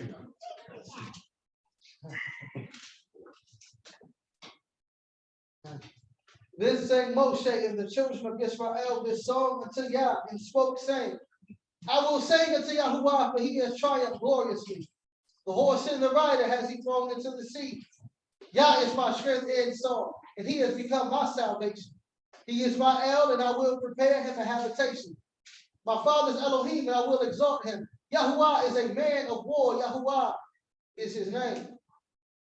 Pharaoh's chariots and his host has he cast into the sea. His chosen captains are also drowned in the Red Sea. The depths have covered them. They sank into the bottom as a stone. Your right hand, O Yahuwah, is become glorious in valor. Your right hand, O Yahuwah, has dashed in pieces the enemy. And in the greatness of your excellency, you have overthrown them that rose up against you. And you sent forth your wrath, which consumed them as stubble. And with the blast of your nostrils, the waters that were gathered together. And the flood stood upright as a heap. And the depths were congealed in the heart of the sea.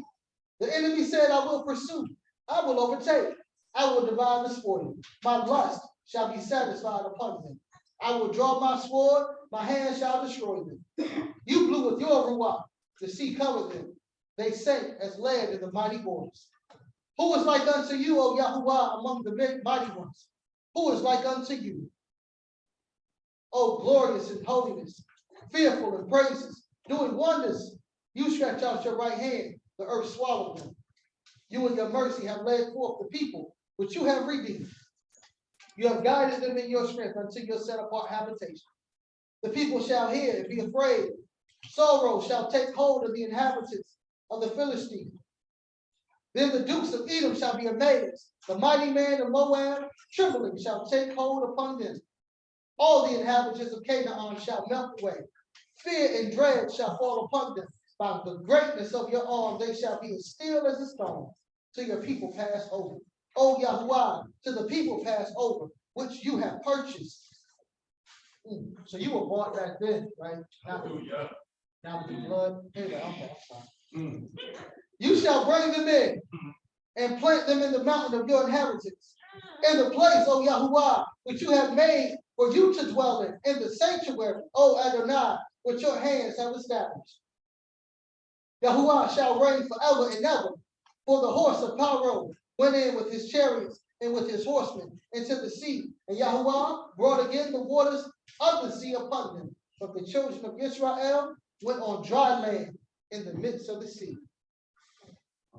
And Miriam, the prophetess, the sister of Aaron, took a timbrel in her hand, and all the women went out after her with timbrels and with dances. And Miriam answered, Sing ye to Yahuwah, for he has triumphed gloriously.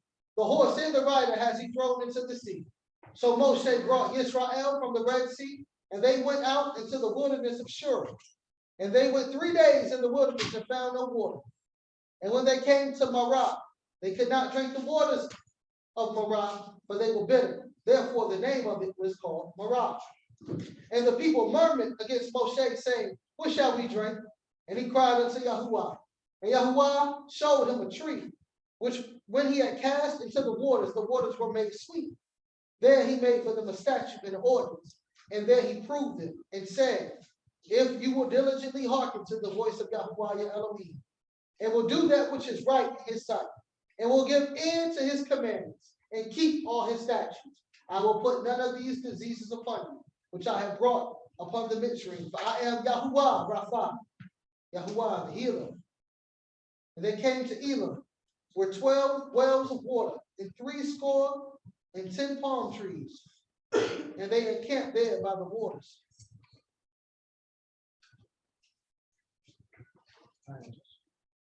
Okay, so we see the first, right after they, sang the song and praised the Creator, 3 days later, now they got an issue. But the Most High lets them know that from the beginning, if you do this, I'm gonna take care of it. I'm not really worried about your mother, but just know that if you do this, I will do this. Chapter 16. And they took their journey from Elim, and all of the assembly of the children of Israel came into the wilderness of Sin, which is between Elim and Sinai, on the 15th day of the 2nd month, after their departing out of the land of Israel. And the whole assembly of the children of Israel murmured against Moshe and Aaron in the wilderness. And the children of Israel said unto them, would to Elohim we had died by the hand of Yahuwah in the land of Mitzrayim, when we sat by the flesh pots, and when we did eat bread to the full, for ye have brought us into the wilderness to kill this whole assembly with hunger. So first the issue was what? Thirst. And now they are hungry. Basic necessities. And the 15th day of the 2nd month is what?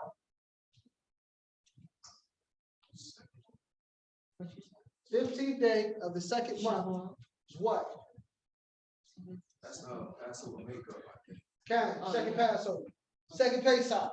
So the first Pesach, the Most High led you out of Mitzrayim. Now you on the second day of Pesach, which is the makeup. You got an issue. All right, so hunger, verse 4. Then said, wait, hold on. What is murmuring? Of course, I'll roll in yourself, y'all can't answer. What is murmuring? Complaining. Okay.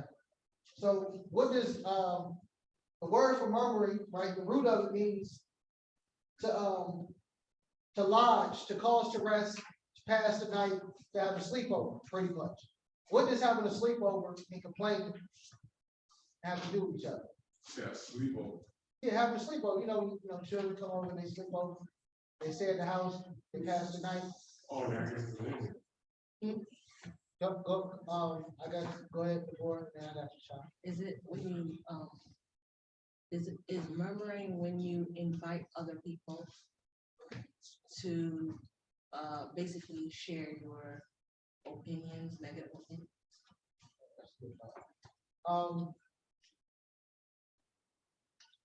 You can murmur by yourself, but I do get what you're saying, that when you murmur, more than likely, it kind of, that spirit goes to somebody else. Yeah, I can understand that.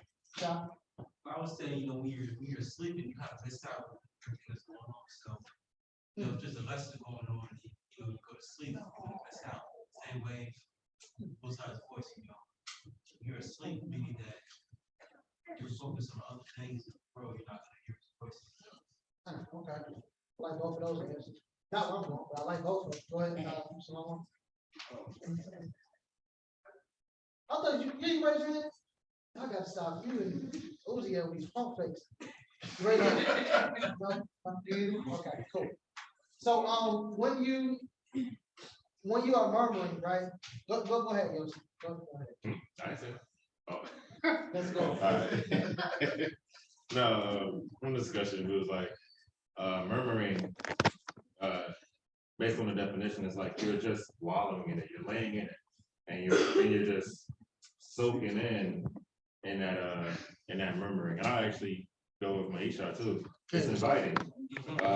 It can be very inviting for for that type of atmosphere. And it will become infectious to a point where the spreading will have to be cut off and stopped, almost like a cancer. Okay. You are stuck on whatever that you're complaining about. Yeah, but it's not just like you can complain about something at work, you're like, hey, I don't feel like doing this. But the rest of the day, you go about your business. Right. But You're doing it secretly. no, you're doing it all day long. Yeah, so we talk about. Yeah, you don't stop. It's like you just complain. And then I see you at 1 o'clock and you still complain. Then I see you at lunch and you still complaining. And you're finding other ways to complain about the same. It's like, yo.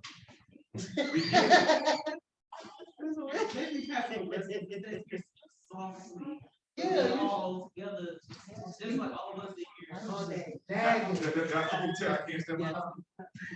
You just nagging. Go ahead, okay? I was gonna say, it's the opposite of praise and worship. Because they're both energy drivers. And, you know, I get that feeling in the morning when it's time for me to get up and pray, or when it's time for me to go ahead and finish my prayers and get ready to go to work. And the thoughts creep around me. I don't allow them to come into my mind. And the thoughts can be like, oh, you about to have a whatever kind of day, and I'm just like, no, I refuse. And I say this to myself sometimes out loud. I refuse to allow this in my thinking. And I'm gonna have a great day. I'm gonna have a fulfilling day. And all the time when I do that, I end up leaving work with a sense of accomplishment, a sense of pride in knowing that I can perform my task that I was asked to do. So they're both energy drivers. So we just got to be aware of the day is starting. So how do you want your energy to be on a high level or on a low negative complaint? Absolutely. Absolutely. So I'm gonna read up to verse 8 and then I got a question. So verse 4.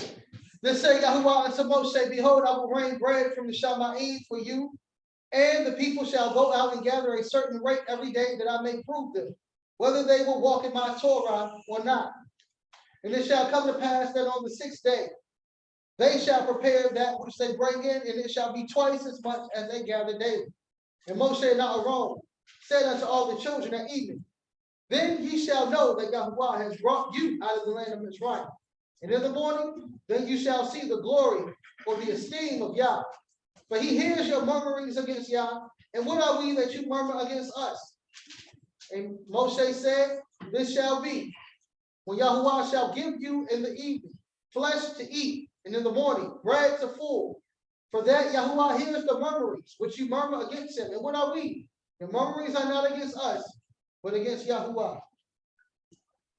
So, got a question.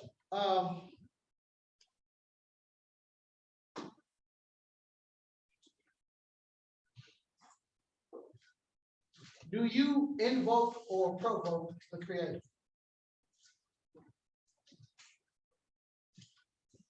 We definitions, I give definitions, but do you invoke or do you provoke the Creator? No problem. To invoke is to call upon a person, more specifically a mighty one, for help, assistance, or guidance. While provoke is to cause someone to become annoyed or angry.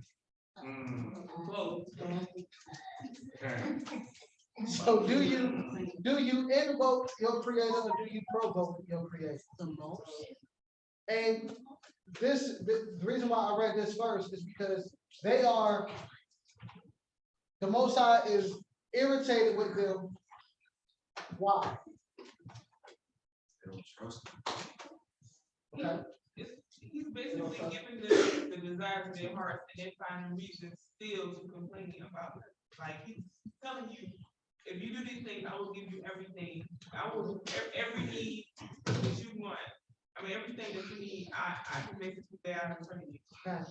And there's really no, instead of asking, hey, this or basically asking for your need or letting him know what you need, you rather complain. And he's showing you, even in your disgruntledness, I'm still gonna give you the things you need. Yeah, exactly.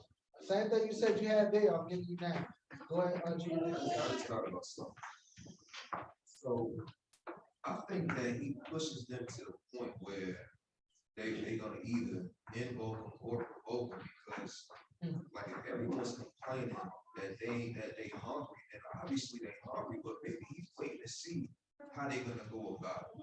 You know what I'm saying? It's like if everybody thirsty, then obviously they ain't had nothing to drink. So he's probably saying, okay, let me see if they gonna ask or let me see if they're gonna complain about it. That's what I think going on because I think he pushing them to that point. I mean, it's the most out of time. Absolutely. I'm gonna go back to your point. I was gonna say, I think they're just used to the environment that they were in. And they just wanted things to be done for them, like the straws that was being brought to them. They complained when Moshe came and they had to go and collect the straws and then do the work. But before, their masters was collecting the straws for them and they were doing work. So they were a little irritated that they had to go the extra mile to get what needed to be get to you know. In order to wait. Right. Okay, to what G said, right, is the Most High is, he constantly takes you to a limit, right? And at that limit, he's wondering whether you're gonna provoke him or invoke. Now, they provoked him because they never went to him. They complained to who? Moshe and Aaron. When Moshe and Aaron, and they continuously tell you, we didn't bring you out here. Right. So why do you keep asking us for the things you need and we didn't bring you out here? Okay. I think they would have been okay with Aharon and Moshe going to fight their battles for them, going to capture the land. Oh, so I think they would have been okay with that. Yeah, but that's As a full collective king on a throne. but they weren't doing that. Moshe and Aaron, the whole time in Egypt, they were fighting the battles. They wanted them to continue. And they were. Technically fighting battles, the Most High was fighting battles, he just used them as a figurehead. They wanted that to continue. And but it was the issue was how did, let me see if that, yeah, this is good. Let me see if y'all remember. How did or when did the Most High send Moshe? When they started crying Came to who? to the elders. No. Wait, what? To who? So, To the Creator. Right. When you go to Exodus chapter 2, it said, I'll just read it. And it came to pass in the process of time that the king of Israel died, and the children of Israel sighed by reason of bondage, and they cried, and their cry came up unto Elohim by reason of their bondage. And Elohim heard their groaning, and Elohim remembered his covenant, so on and so forth. They cried to him. oh, yeah. Then Moshe comes. Yeah. So that should be the pattern. You cry to the Creator, he sends some instrument in order to fulfill the need. Yes. They got it after they got into the land and all the elders died though. Which one? No. They kept on getting in bondage and they cried. Oh, yeah, and they then cried. they- Yeah, and they were good. Until the Most High said, now I'm not even gonna save you, because now you're using that as a bailout. You're gonna sit, okay, as like a crutch. You're gonna sin until now I gotta beat you, now you wanna cry. So then I'm gonna relent and save you. So now I'm just not gonna save you no more. Cry to them gods that you are worshiping. What I do? That is a good example of y'all last night, right? Normally get my kids, it's late. I do want to prep before Shabbat night, but it's late, so I'm working on it, right? Long story short, I wanted to go to the store and I was like, okay, yeah, I don't got a lot, but I'm gonna do what I can do for the weekend, right? In there shopping regularly, some random white dude come to me named David. He goes to my kids.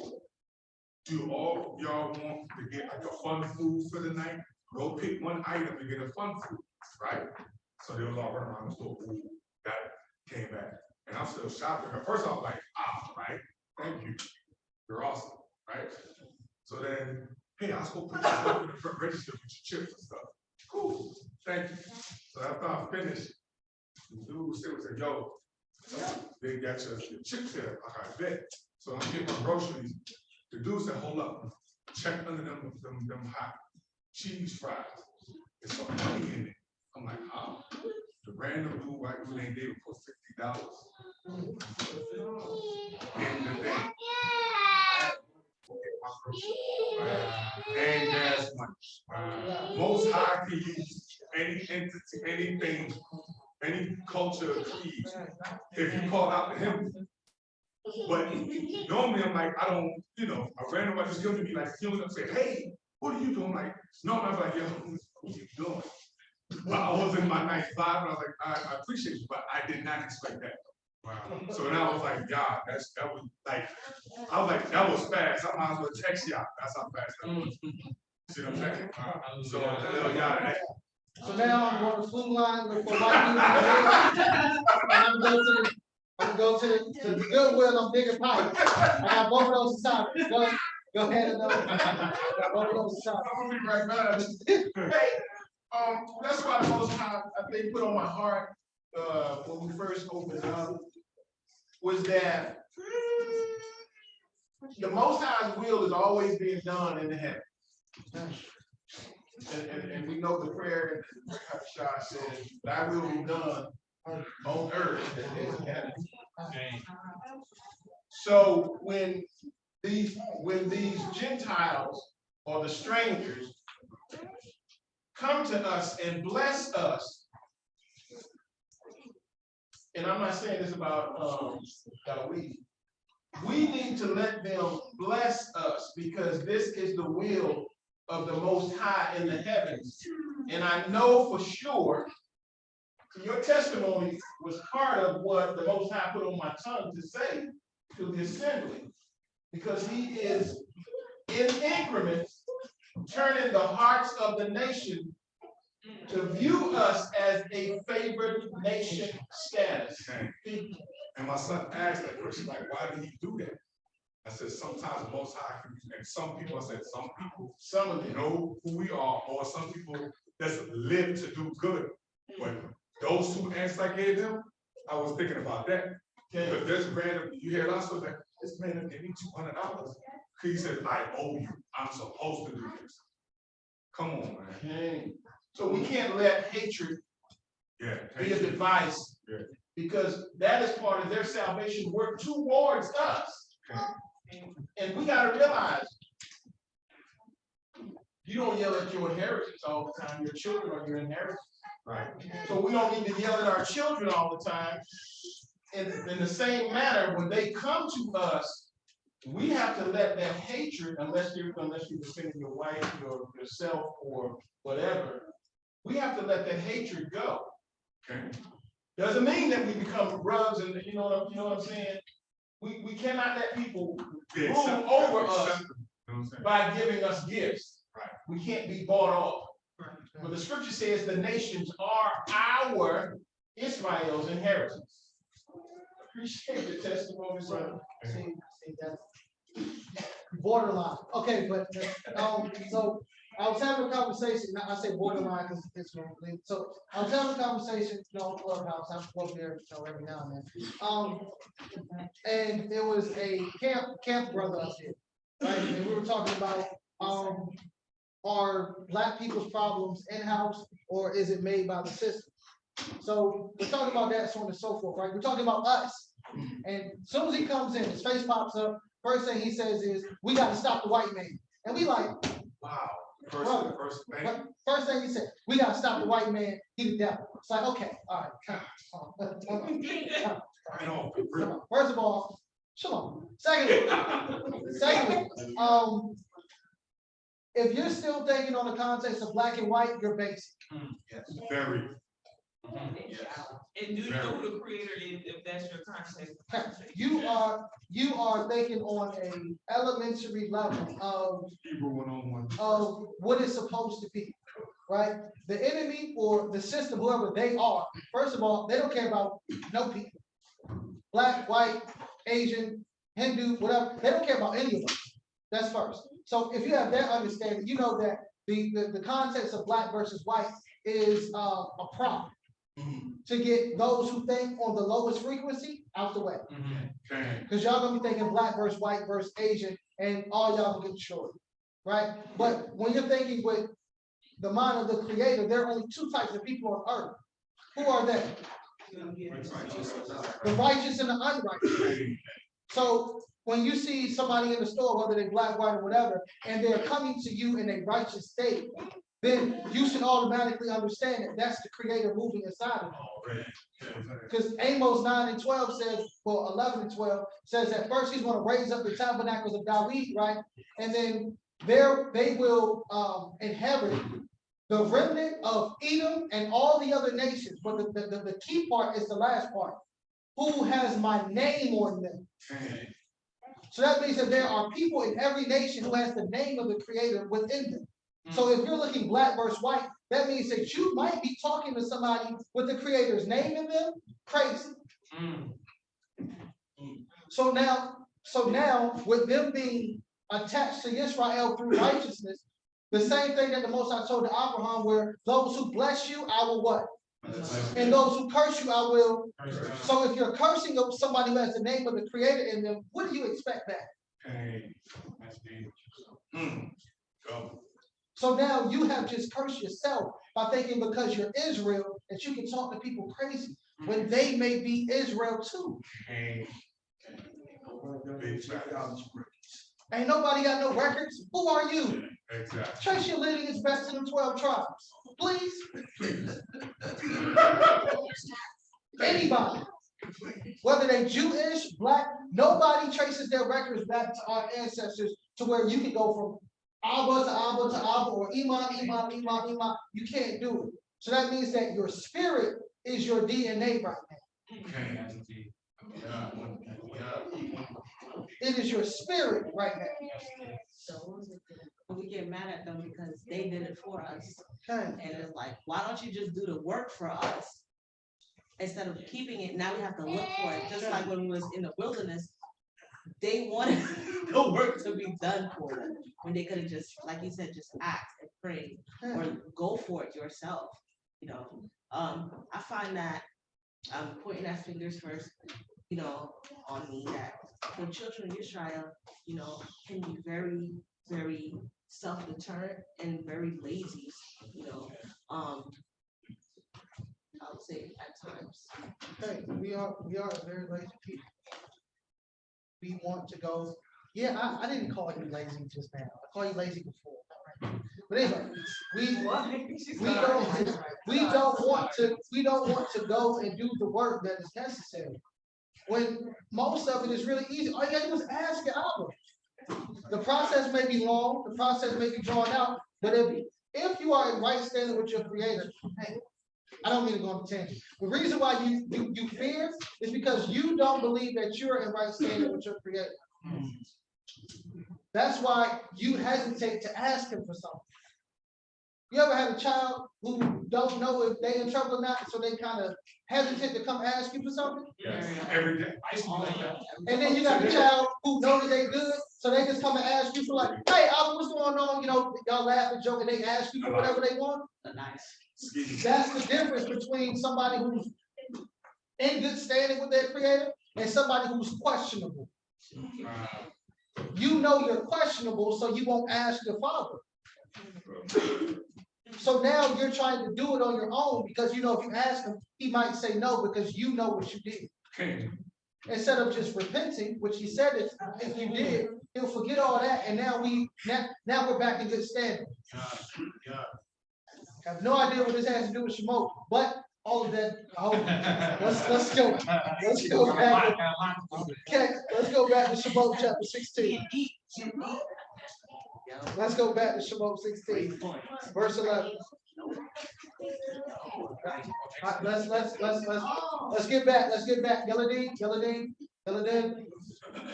All right, 16:11. And Yahuwah spoke unto Moshe, saying, I have heard the murmurings of the children of Israel.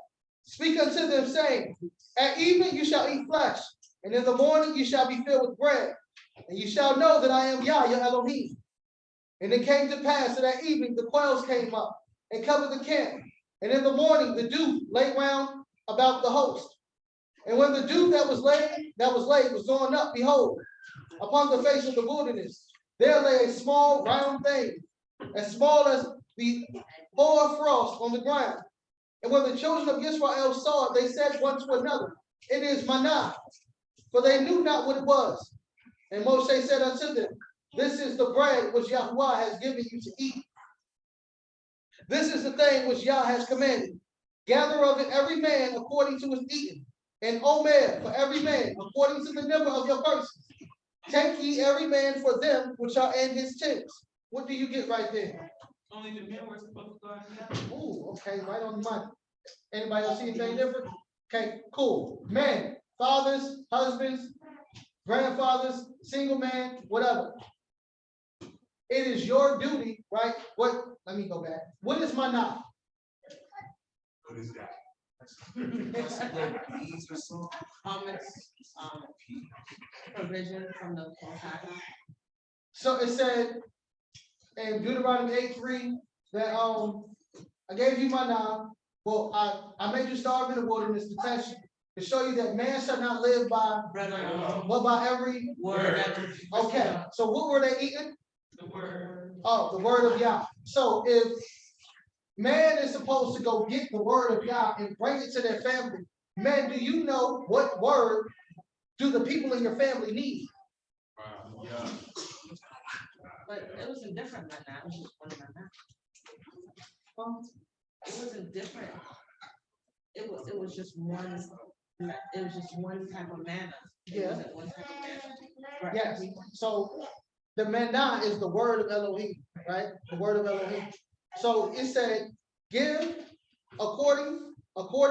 gather it every man according to his eating, and omer for every person according to the number of persons. So, okay, so the portion that you need is not going to be the portion that she needs. Yeah. So Yosef is supposed to give you the word of Yah and her the word of Yah according to your need. Yeah. So, man, if you don't know what the people in your house need, then how can you gather the word? The man is supposed to be what of the household? Everybody always say king. What else? Strength, yes. Protection. The who? Protection, okay. Y'all are giving me duties, but I need Teacher. what is the title? Okay, a teacher. I said provider of the word. Okay. Provider of the word. Y'all getting close. He's supposed to think about Priest. who said Toda. You are the priest of your house.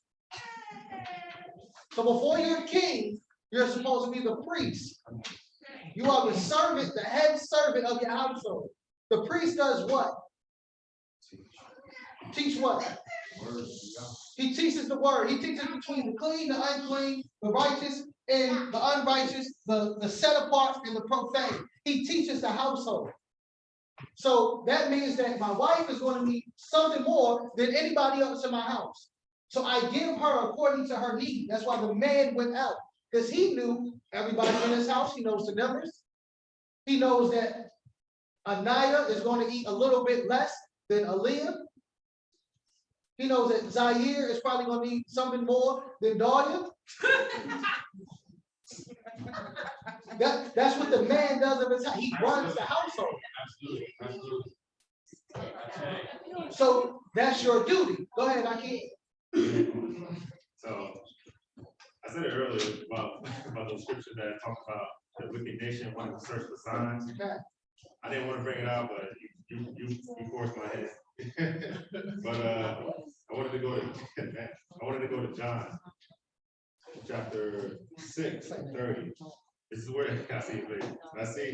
This is where the Sadducees and Pharisees again were asking for signs. Okay.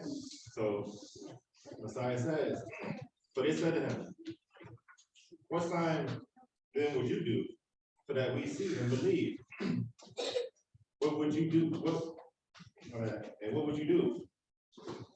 Our fathers ate manna in the wilderness, as it has been written, and he gave them bread out of the heavens to eat. Therefore Yahushua said, truly, I say to you, Well, say did not give you bread out of the heavens, but our Father gives you bread, gives you true bread out of heaven.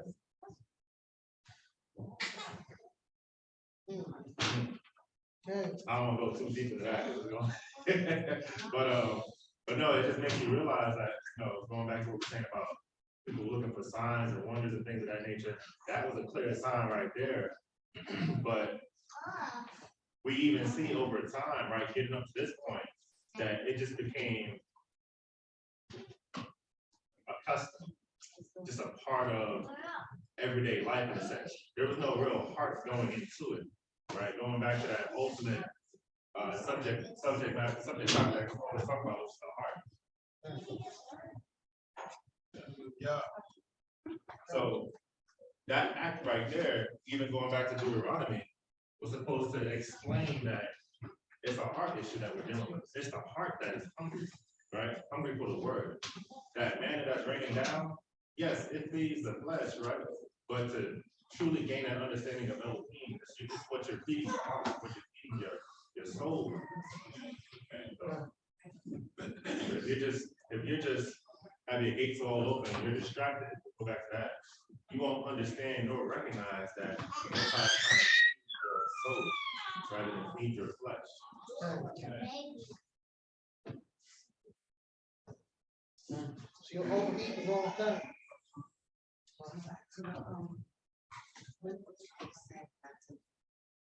Okay, so this,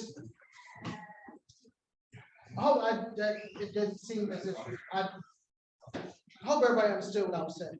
But the amount, for example, right? But for the young boys in the house, they may need to know or have words of encouragement for young men based on what the word of the Creator said. The young daughters may need words of encouragement based on what the word of the Creator said. Your wife may need encouragement or something that the word of the Creator said. Or you may need to teach them as in, well, I see that my child is going through this stage of her life, so let me begin to give her this word from the Creator. It's about knowing what's going on in your house before you can teach your house.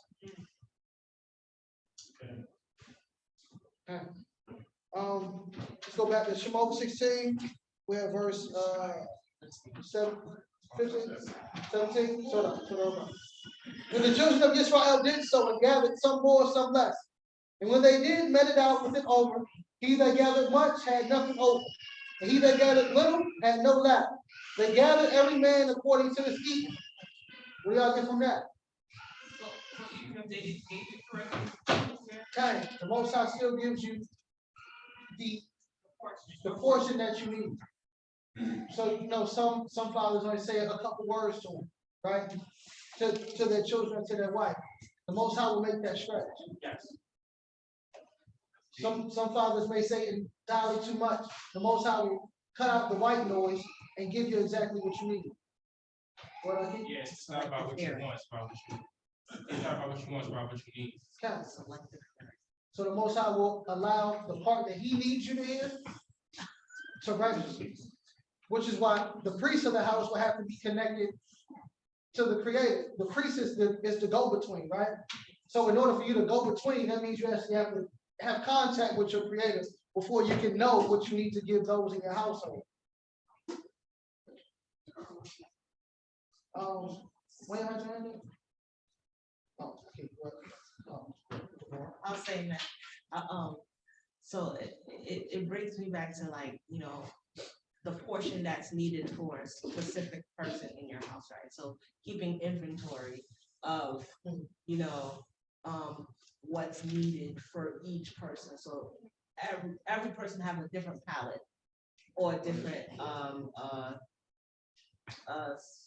type of manna that they eat, right? So for example, I'm quick to I would say raise my voice at my 5-year-old, right?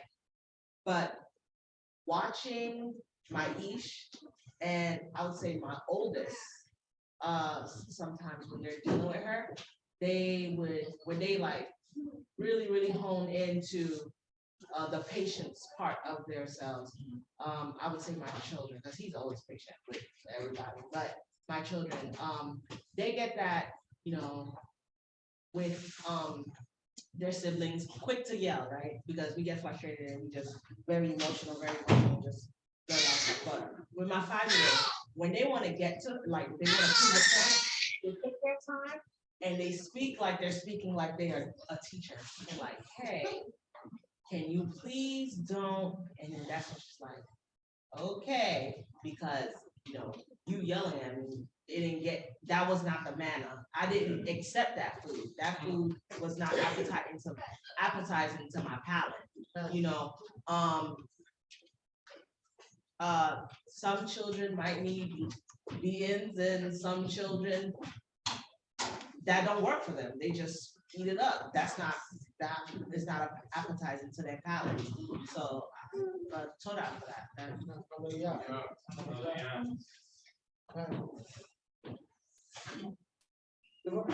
Just to say this a little bit, the Most High doesn't do you like that, right? He doesn't treat Zokay, Yelayahu the same way he treats me.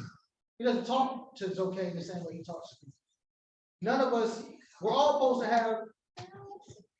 to have our own relationship with the Creator, which is why he said, no one will have to say, no, Yah. Meaning be intimate with the Creator. Because Yosef gonna know him, I'm gonna know him, Uz gonna know him, Zokay, Aaron, Shah, G, Shlomo, all of us are gonna know Zokay, even though you be hiding behind Zokay's shoulder. I see, I'm calling you a little bit. All of us are going to have a relationship with the Creator. Right? All of us are going to have to be intimate. But the way that we talk is not going to be the same way. Which is why we're going to all be able to eat and glean off of each other's experiences with the Creator. You're like, the Most High showed you a bag of chips. He talked to Shah about a cell phone. Both of y'all got something from that brought you closer to the Creator. I listen to music, so I may hear something in music and be like, oh, hold on, run that back. He's going to speak to everybody differently, but he's going to speak to you. So the cloud by day, the fire by night, you have to figure out how is he leading you. What is it that he has in front of you that's like, keep going, keep going, keep going. What is it that he's giving you? Yeah, let's go back to Shalom 16, 19. And Moshe said, let no man leave of it till morning. Notwithstanding, they hearkened not unto Moshe. But some of them left of it until the morning, and it bred worms and stayed. And Moshe was wroth with them. And they gathered it every morning, every man according to his eating, when the sun waxed hot, it melted. And it came to pass, and on the 6th day, they gathered twice as much, 2 omers for one man. And all the rulers of the assembly came and told Moshe. And he said unto them, this is that which Yah has said. Tomorrow is the rest of the set apart Sabbath unto Yahuwah. Bake that which you will bake today, and seed that which you will seed. And that which remains over, lay up for you to be kept until the morning. And they that laid it up until morning, as Moshe bade, and did not stink, neither was there any worm therein. And Moshe said, eat that today. For today is a Shabbat unto Yah. Today you will not find it in the field. 6 days you shall gather it, but on the 7th day, which is the Sabbath, in it there shall be none. And it came to pass that there went out some of the people on the 7th day to gather, and they found none. And Yahuwah said unto Moshe, how long refuse you to keep my commandments and my Torah? See, for that Yahuwah has given you the Sabbath. Therefore he gives you on the 6th day the bread of 2 days. Abide ye every man in his place, and let no man go out of his place on the 7th day. So the people rested on the 7th day. And the house of Israel called the name thereof Manah, and it was like coriander seed, white, and the taste of it was like wafers made with honey. It said it was like coriander seed as far as color, but the taste of it was like wafers made, so it was like honey wafers. Some would say that it tasted like whatever you wanted it to taste like. That's like Willy Wonka. Yeah, yes, Willy Wonka. Okay. I can't necessarily agree with that. What do you want? Well, no, not Oh, I'm that. sorry. No, not that one. Okay. No, for the brothers that do think that it kind of tastes like however, it fits your palate, stuff like that. But in later scriptures, we find out that that's the word of the Most High tastes like honey. That's been mentioned 2 more times actually in scripture. So that's kind of interesting that they would say that. Yeah, just which the word is, it's very much so distinct. Yeah, Akeem, I think the doorbell rang. Could you go get that?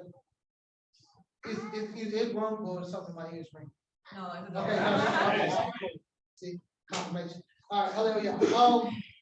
But it says 6 days shall you labor, pretty much, and don't go outside, right? Well, he didn't say go outside, don't go outside first. But 6 days, or one, let's go back up top, a little bit more sloppily. It said, when the sun came out, it melted. So that means if you didn't go out before the sun came out, what? You didn't get nothing, or you didn't get nothing to eat. You didn't get nothing to eat, which means that you went that whole day hungry. Well, yeah, you went the day hungry. At night, you ate flesh, but you didn't have nothing to eat in the morning. Hey, you definitely was fasting for that day. But that's the same thing with us. The goal is to meet with the Creator in the morning, so you are able to run off of that energy. That's what Daniel did. You read about Abraham when he was out, and the 3 Malachim met him. He was out meditating early in the morning. Now we said that you can hear my voice before the sun comes up. What's the snacks for? What snacks? Like mid-prayer, 3 o'clock. Is Oh, that because you didn't get enough in the morning? Oh, well, I mean, some people be hungry, like, I'm hungry now, but that's not, well, yeah, Okay. it's about meeting with the Creator more than once. You check in with him at midday. There's maybe something that was in the morning. Now there's something that you need to know midday. In the morning, you pray for your day. In the middle of the day, you ask for that extra boost. At the end of the day, you're supposed to be thanking the Creator for what He brought you. Okay, and then, I have a thought to that. So I think the most important would be that first encounter in the morning with the Creator, and obviously come from a military background, those I already know. Like, we have this thing called quarters in the morning. That's when you get all of your information, everything that you're supposed to do, all the taskings, everything, right? You get it that morning, right then and there. And at the end of the day, you may even do like a meeting after that, just to kind of follow up and catch what was either missed or anything like that throughout the course of the day. So those meetings that Maisha is talking about in between the day could be something that may have popped up, could have been anything else that may have popped up that you might want to have to get information. I can keep that thought real Yeah. quick. Excuse me. All y'all, come up here. Come up here. Come up here.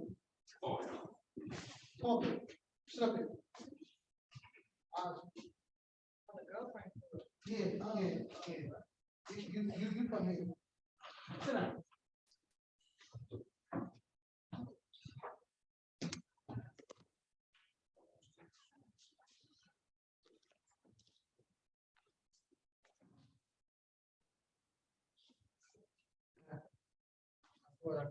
okay. No, so yeah, just like I said, for those that already know, just like that to me at least was the most important part of my whole entire day, because that kind of set the tempo. You're right, it sets the tempo for the day. And if anything, like I said, pops up, anything pops up, that's where you have those in-between meetings. And at the end of the day, you normally do like a closing meeting, just to finish out, like I said, anything that may have fell through the cracks, just a follow-up, really. Debrief. Mhm. Okay. And that's how you're supposed to meet with your Creator. How can you meet with Him once a day and then think that he just won't speak to you for the rest of the day, when He's always moving pieces around? Not saying it's easy, because it's not easy to do that, but the same way that our cousins, the Muslims do it, wherever they at, that's why they keep their prayer mat, we should do the same way. They got that from us. We were the ones who pray multiple times a day. Let's go finish this out, chapter 17. Oh, go ahead. Nothing to do with the lesson, but the overall environment. I'm not saying anything negative about anybody's children. But we need to have, before your children come into the assembly, as Daud just said, in the morning you get an opening report of what you're supposed to be doing. For parents, coming to the assembly, you have 6 days in which to instill in them the importance of coming in here and listening and sitting down and being quiet. If there's some other remedies that we need to come to as far as ministry for the children, so we'll just have to look at that. You have 6 days to develop in your children the mindset to come here and be quiet. We're only in here for 2, maybe 3 hours, whatever the time is, but they should have the discipline based on what you teach them, how to come to the assembly and be seen and not heard. Because it becomes white noise and I can't hear what Adon is saying and Cody is saying, but we need to have that discipline. This is not just about the parents getting the Torah. This is about the parents getting the Torah to teach it down to the children so that they can teach the next generation. Because this generation can tell the other generations, we didn't come to assembly and everybody was talking all at the same time. We have to develop that Torah in our heart, children's hearts, so that they know how to come to the assembly and not have to be corrected by the Moreh when he's trying to bring forth the word. I'm just saying that as an encouragement, not to berate anybody, but we all need to show that we are disciplined people with love. We all need to know how to do that. I'm not saying nobody don't, but I'm just saying it for encouragement. And I got you. So there's no reason that you 3, 4, 5, 6, 7 shouldn't know how to do that. Your parents shouldn't have to tell you more than once to be quiet. Only people who have a past is 1, Okay. 1, 2, little lady back there 3. Outside of that, we shouldn't be talking to any other day. Yeah. It's unnecessary because you can be quiet if you want something. You can be quiet in class. You're gonna be quiet here. Yeah. Nobody's gonna force you to do this culture when you're older, but right now you're gonna learn how to do it. Yeah. Go to the board, and I got you, buddy. So my ish made it a mission. Sorry, baby, I'm sorry. To make it a mission to because he's seen a need for us to do an hour a day in a room, no electronics, no anything, right? So I set up a prayer room and we sat down. Before we set up the prayer room, we sat down in my room and it just was an eye-opening experience. Like, wow, we cannot sit for more than 30 minutes. This is ridiculous. I had a conversation with my older daughter and I said, sorry. I said, one day I'm gonna be gone.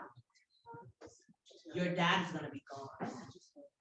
Your uncle is gonna be gone. Your aunt is gonna be gone. Y'all are the ones that's going to be what?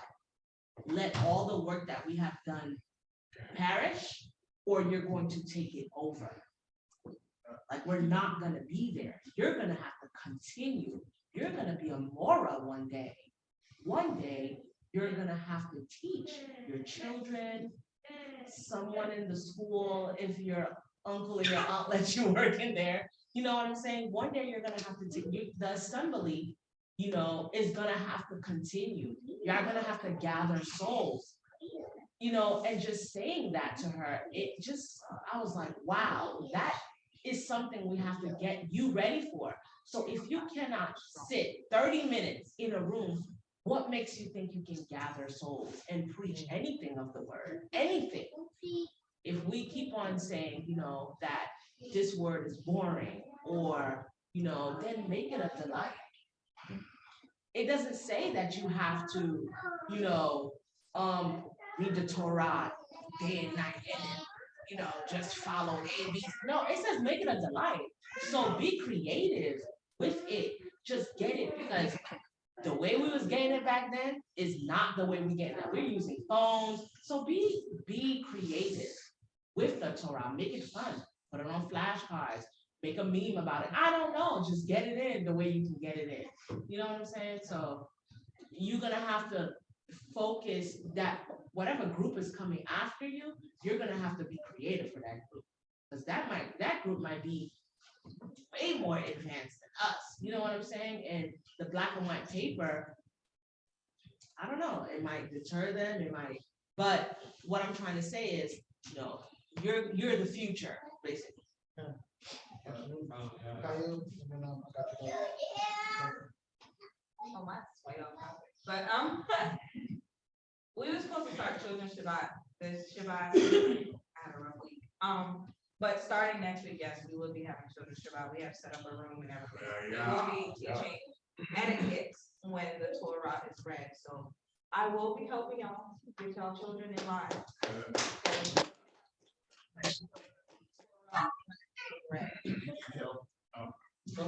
Go ahead, Yeah. because I'm not. Oh, yes, and she all, hey, hold on, hey, Shemai, stand. Sit down, that's it, be quiet, listen to more.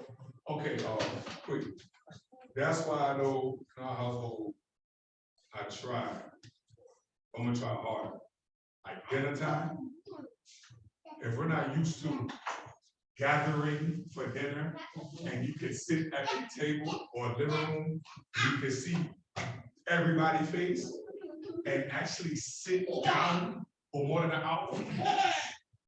You have to get used to that. If you can't get the children to put away the stupid TikTok cell phone things for at least 2 hours of life and then sit in the room and actually have a conversation with each other, they have to get used to that. They have to get used to this gathering period. Because yes, if you try to make them gather now, I think that's had their face, especially on the weekends in this little thing, for like 8 hours, 6 hours, and say, hey, talk to me. And I don't even know how to have a conversation with you. How's your day? Hold on, what you said? If your kid gotta say, hold on, what you said, because they got something here, I'm telling our parents, so I'm gonna start doing it. Put that thing up for like 4 hours to see how they do. It's sad you only see togetherness when the power go out. When the power go out, everybody on the same team. Because you gotta get a candlelight. Then you gotta work together. Let me help you with the lights for the bathroom. Or ain't no power at all. And it's daytime. You get everybody in somebody's face. I ain't no more. So it's like we as parents have to see it's a balance. It's a big balance. But the easiest time must be dinner time because you get to see how your day in school was. Any problems that they know about. Something. Because these kids today don't even know what's in front of the table is. They don't even know they exist. They look at the table like they're like, what is that for? Is that a dinner table? What do you do at the dinner table? They don't even know. They don't. They don't. Thank you.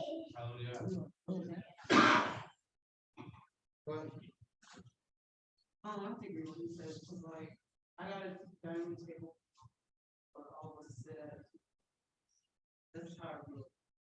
But just like with bring my kids in, I was planning not to ever like come back to really a congregation because I can't sit down still like this. But I noticed each of us taking turns to take them out. They don't know. But it is on parents for us to have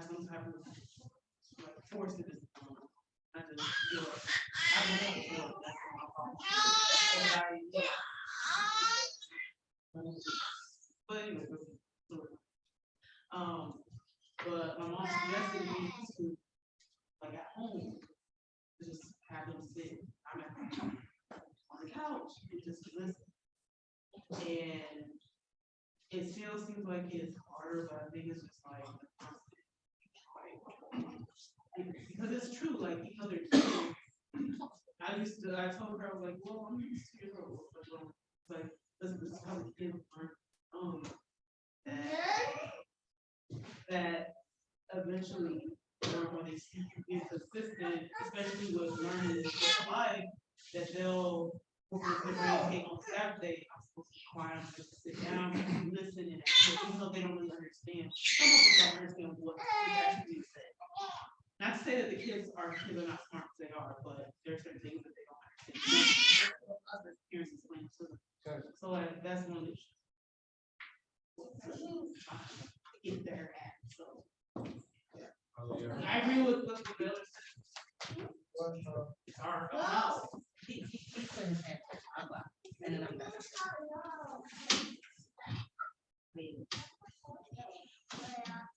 Okay, so I used to know blast, so I gotta at least explain what's going on with that. No, so the reason why we even came up with that idea was it was more or less on me, and I'll be super transparent with the fam. Just the job, the workflow, and everything like that, the distractions kind of leading up to what we're talking about. I felt disconnected from my own family. So I had to make a conscious decision to cut off all of those things, at least for a time frame, right? Because I felt like I didn't even know my oldest daughter or the 9-year-old, the 5-year-old. So I was like, you know what, let me try to establish a time frame to where I can get a connection back with my family, and vice versa, they can know me. I think the only person in my household that even knows what I do is my Isha, because I have a communication with her. But everybody else, they just think that I'm cook, which is fine. But, you know, for those that know, there's a lot more that goes into my job. And it would be interesting enough for them to understand what I do, you know, and vice versa.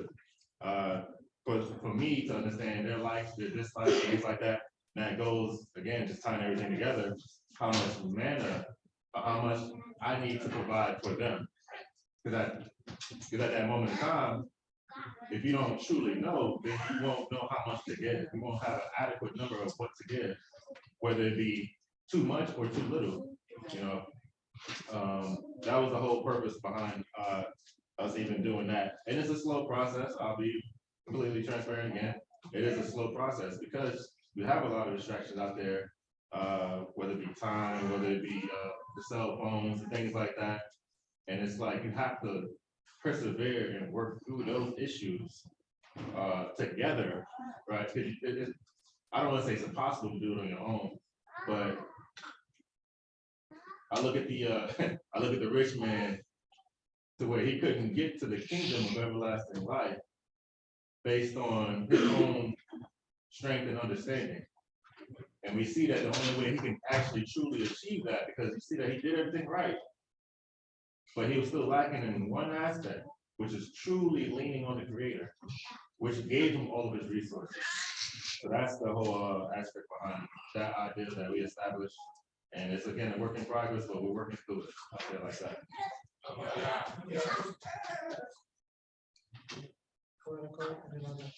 I would say as a parent, I'm gonna be transparent. As a parent, you know, it sounds good. It sounds like, good idea, good candy, but to the mind to say that I need to get my children in order. I'm gonna take this cell phone away, right, for a week because you need a detox.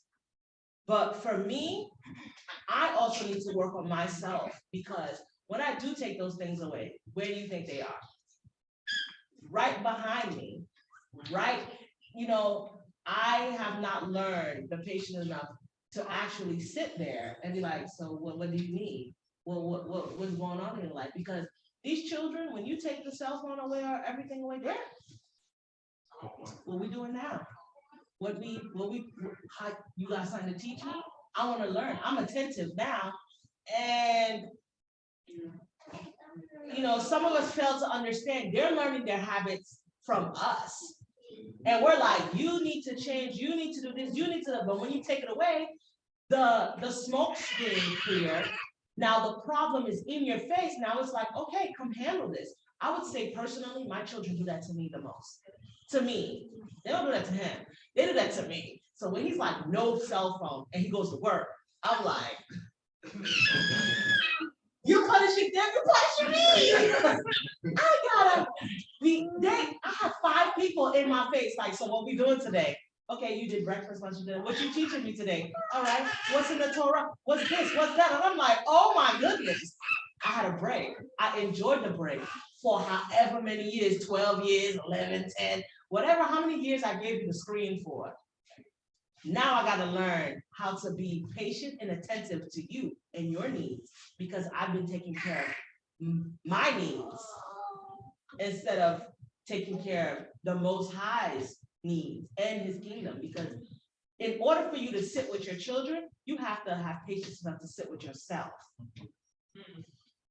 So I'm like, sorry. I apologize. Maisha made me think. I apologize. One thing. battery.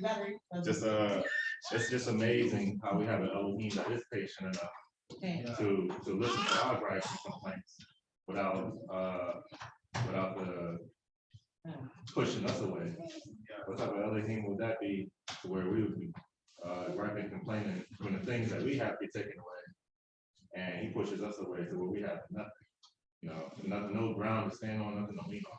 So I praise the Most High that he is patient and loving, to where we can lean on him when we get our stuff stripped and taken away from us for our deeds that we do. So hallelujah. And he gives us something better. Stop being afraid to talk to yourself. It's you. That's why you give him a screen or them a screen or a phone and tell them get away, because once that's away, like she said, like the coach said, now you are faced with you. Same reason why you don't want to go in isolation or go pray or something like that, because now you have to deal with you. So the children are 24/7 reflection of you. They will only change as much as you change. That's why they're going to be behind you and following you. One, to see if they can annoy you to give them what they want back.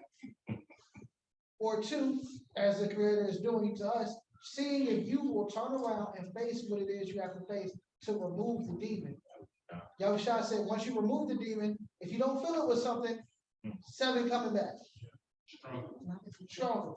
So if you don't fill it with something, then not only will the phone be there, but the person who was in her ear, who want to kiss her, the boy who keep touching her, but all of that is going to come directly to your children because you didn't fill it with something that will remove all of that. So it's either you do it now or you're going to have a wonderful time later. Go ahead, Adam. And then we're gonna move on and finish out the Torah portion. It's worth saying that I don't take no credit for it, but when I was married, I was sitting downstairs and I heard the Most High say, "Go up to their room and tell." No, I called them downstairs and I said to turn off the television. And I explained to my children, you need to learn how to speak to each other. You need to learn how to talk to each other, love each other, and know one another. Because my children were about these ages here when I did that. And I'm telling you, parents, the rewards. After they begin to practice that, I used to call them downstairs, and I used to tell them that they're playing and their laughter and they're enjoying being human beings. Now, this was before I was in the walk. So, in the truth, and so my children began to actually enjoy one another. It's doable. Don't let the television and it's doable. just focus on being good parents. Take those things away from your children because those things are giving your children things that you don't want your children to have. And those things are spiritual, which will be harder to remove than taking away a cell phone. Don't be afraid to be a parent. Don't be afraid to be a Ish Elohim or Isha to your children. They need you to be there. Because the world is going to take them and chew them up and abuse them and get them all misdirected. My children learn how to enjoy each other. I would get off work and go up to their room because they can only play video games on Friday and Saturday night. Only 2 nights. There's only 2 nights my children were allowed to do that. Two nights, 1 and 2. Because I kept telling my children, I would let my children know flashing lights in your eyes can rewire your brain. And for some of this, well, I ain't gonna go into all of that, but do what we need to do because we are their instructors. We are our children's instructors. Not TikTok, not the world. We are not your friends. That's right. My Abba told me that all the time, even now I call him a laughing joke, but I am not your friend. I am your parent. Your friends are around your age. That means you're gonna listen with respect, you're gonna talk with respect, you're gonna have respect, you're around me. We are never on the same level. We are never on the same level. How much more is created? That's why you don't call anybody grown by their first name. We're not on the same level. You don't talk to me like you know me. It's respect. Have respect for everybody that is older. It's just simple. We really got to Last thing. portion. Go ahead. Okay, last thing. When you give your children the screen, you're actually killing their imagination. And while I'm in school every day, this is why I love the preschoolers. Because they're always in their imagination. They make up their own games. They're talking to their own friends. Like, sometimes you gotta watch it like, but still, you are killing their imagination. And then that's why you get mad when you're like, well, write the paper or be creative. And they're just like, I can't be creative. Because they're watching children be creative on the screen. And they're never getting a chance to tap into their own creativity. That's the whole purpose of the screen. I know this went completely left, but it was right. I think it's right on It's time. right on time. Go to the trash tonight. All right, let's go back to Shemot 17. Shemot 17. Oh, okay. Hold on. 16:32. And Moshe said, "This is the thing which Yahuwah commands. Fill an omer of it to be kept for your generations, that they may see the bread wherewith I have fed you in the wilderness, when I brought you forth from the land of Israel." And Moshe said unto Aaron, "Take a pot and put an omer full of manna in there, and lay it up before Yahuwah to be kept for your generations. As Yahuwah commanded Moshe, so Aaron laid it up before the testimony to be kept. And the children of Israel did eat manna 40 years, until they came to a land inhabited. They did until they came into the borders of the land of Canaan. Now, omer is a 10th part of an ephah. Hallelujah. Chapter 17. And all of the assembly of the children of Israel journeyed from the wilderness of Sin after their journeys, according to the commandment of Yahuwah, and pitched in Rephidim. And there was no water for the people to drink.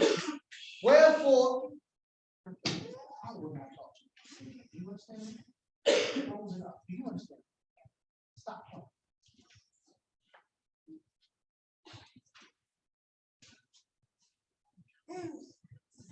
And pitched in Rephidim, and there was no water for the people to drink. Wherefore the people did chide with Moshe and said, "Give us water that we may drink." And Moshe said unto them, "Why chide ye with me? Wherefore do you tempt Yahuwah? And the people thirsted there for water. And the people murmured against Moshe and said, wherefore is this that you have brought us up out of the land of Israel to kill us and our children and our cattle with thirst? And Moshe cried unto El Yahuwah, saying, what shall I do unto this people? They be almost ready to stone me. And Yahuwah said unto Moshe, go on before the people and take with you the elders of Israel and your rod, wherewith you smote the river. Take it in your hand and go. Behold, I will stand before you there upon the rock in Moreh, and you shall smite the rock, and there shall come water out of it, that the people may drink. And Moshe did so in the sight of the elders and Israel. And he called the name of the place Makah and Meribah, because of the chiding of the children of Israel, and because they tempted Yahuwah, saying, is Yahuwah among us or not? Now, what type of fool do you have to be to ask that question? Is Yahuwah among us or not? What is wrong with Israel? What? After all the stuff he did to get you out of Israel and feed you and give you water and you live. Is he among us or not? We didn't see that fire, we didn't see that cloud. You didn't see the, yeah. Just didn't see that. You don't see You know anything. what that is. No, but asking, is he among us or not? That's That's disrespect. That's disrespect. I don't know, but jeez, all right, what verse 8? Then came Amalek and fought with Israel and Rephidim. And Moshe said unto Yehoshua, choose out men, and go out and fight with Amalek. Tomorrow I will stand on top of the hill with the rod of Elohim in my hand. So Yehoshua did as Moshe had said to him and fought with Amalek. And Moshe and Aaron and Corey went up to the top of the hill. And it came to pass when Moshe held up his hand that Israel prevailed. And when he let down his hand, Amalek prevailed. For Moshe's hands were heavy. And they took a stone and put it under him. And he sat thereon. And Aaron and Corey stayed up his hands, the one on one side, and the other on the other side. And his hands were steady until the going down of the sun. And Yehoshua discomfited Amalek and his people with the edge of the sword. And Yahuwah said unto Moshe, write this for a memorial in a sefer, and rehearse it in the ears of Yehoshua. For I will utterly put out the remembrance of Amalek from under heaven. And Moshe built an altar and called the name of it Yahuwah Nisi. For he said, because Yah has sworn that Yahuwah will have war with Amalek from generation to generation. Hallelujah. Yeah. Okay. So for one, the rock of Moreh, you can actually still see the rock of Moreh. Just look up the rock, smoke in the wilderness, and they'll give you a picture of a huge rock with a huge split in the middle of it. And the scientists have already tested, they said it looks like the crack, you can see water coming from it. So if the Most High leaves signs. If you look for signs, you'll find it. Just know where to look. But you'll see it. As far as Amalek, does anybody know what Amalek did that the Most High was very upset at? Not that they fought us, but how did they fight us? They took the children, they made them sick. They fought us from behind. So they came and snuck attack. I don't know how to say it. They came from behind and they fought us and our elders, our children that were in the back. That's who they were beginning to attack and kill. So you see Moshe up top with the rod of Elohim. When his hands were held high, we won. When his hands were dropped low, that's when we fell. I'll look more into that, so I'm not gonna touch on it, but yeah, so yeah, that's the end of the Torah portion. That's really the end of the Torah portion. That's the end of the Torah portion. Does anybody have any questions, comments, or concerns about anything that we read?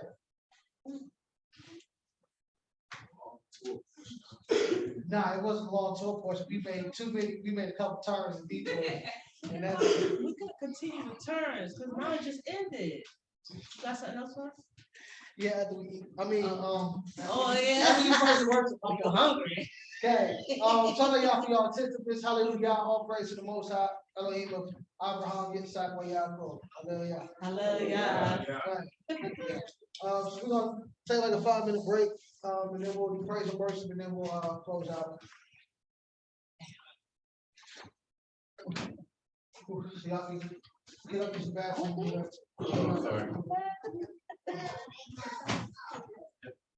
I don't have.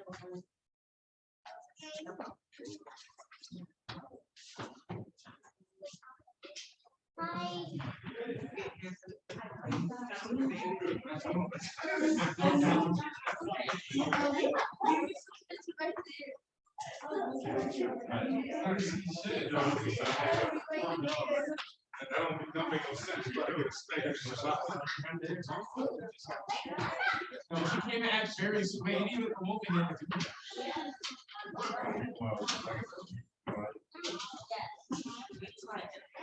That's why.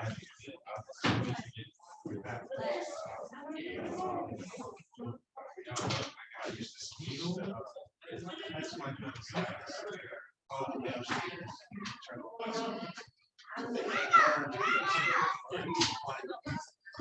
I only know how to escape system. Cause them to draw themselves into themselves instead of like, oh, I'm ready this now.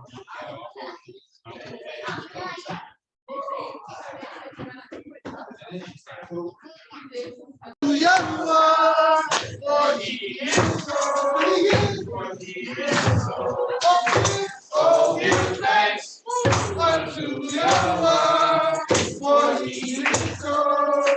Yes, he is what he is worthy, worthy, for he is good. Yes, he is worthy, for he is worthy, worthy, for he is good. Yes, he is good. Oh, give thanks. Oh, he is good. Yes, he is. Oh, give thanks. For he is good. Yes, he is. But he is worthy, for he is worthy. Worthy. For he is good. Yes, he is. For he is worthy. Worthy, for he is good. Yes, he is good. Who let you go? And he's good. And he's good. And he's good. Oh, do you want? And he's good. And he's good. Give the world we give the world.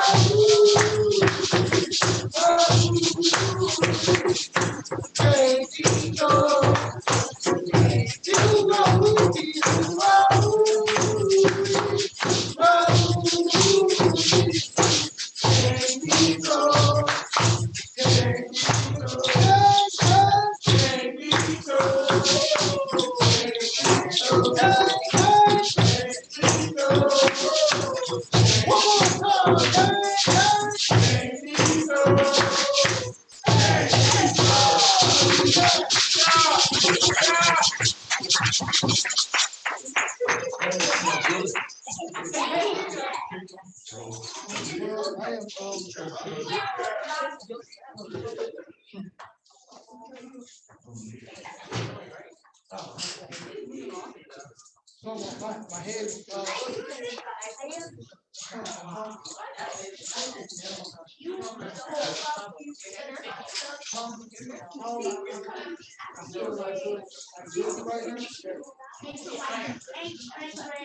anyway, hallelujah, hallelujah. What was the thing I do for you? What was the thing I do for you? What was the thing I do for you? What was the thing I do for you? What was the thing I do for you? What was the thing I do for you? What was the thing I do for you? What was the thing I do for you? He gives the love. He gives the joy. He gives the love. He gives the peace. He gives the peace. He gives the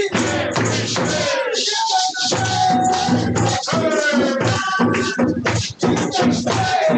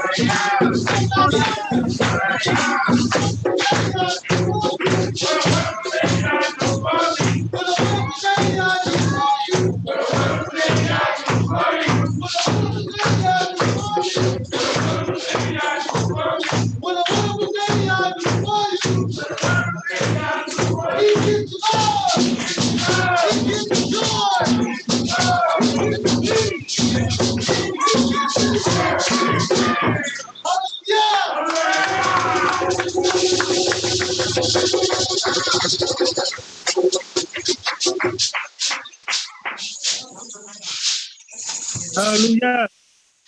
You said what it though? What? Hallelujah. Hallelujah. Hallelujah. Hallelujah. Everybody, read it again. Read it right. I will celebrate.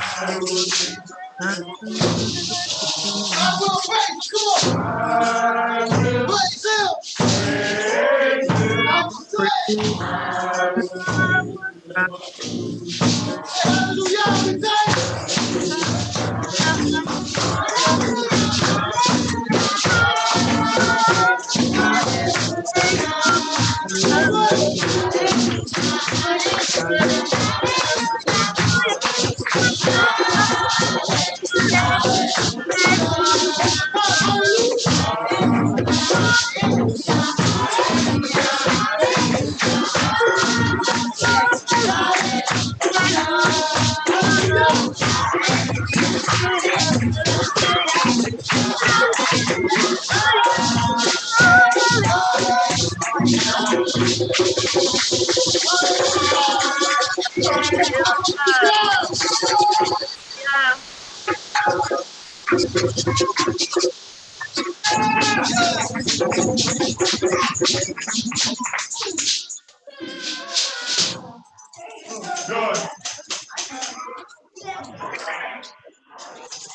That's me, the noise maker.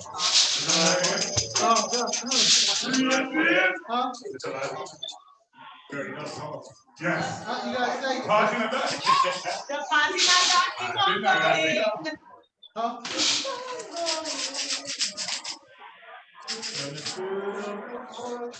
On my heart, I will dance like the river. When the spirit of the Lord comes upon my heart, I will dance like the I will dance, I will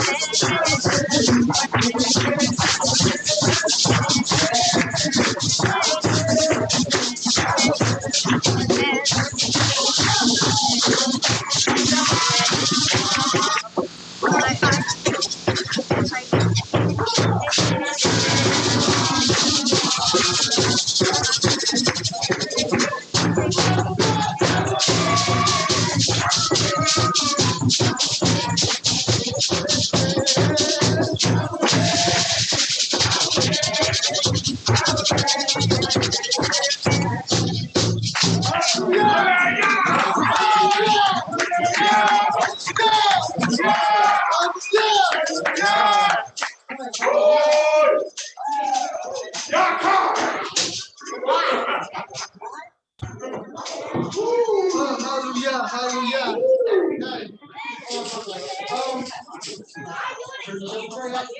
Pray out.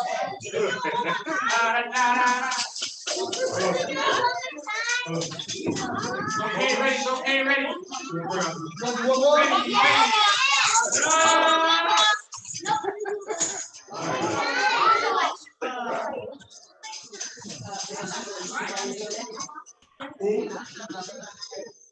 One more.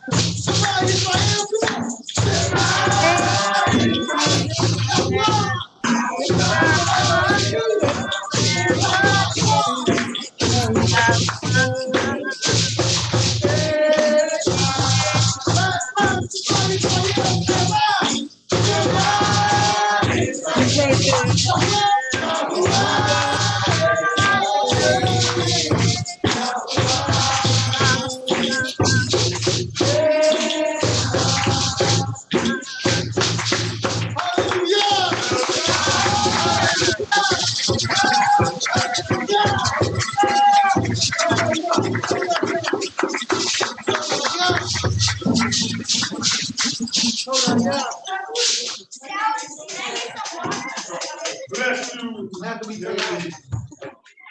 Yes. All right, Chase, we're gonna go here. Go ahead, brother, pray out. Come, come, come, pray. Y'all pray for Lord, you make us up. Lord, make it my done. We'll put this That's the brain. No, I said after we eat.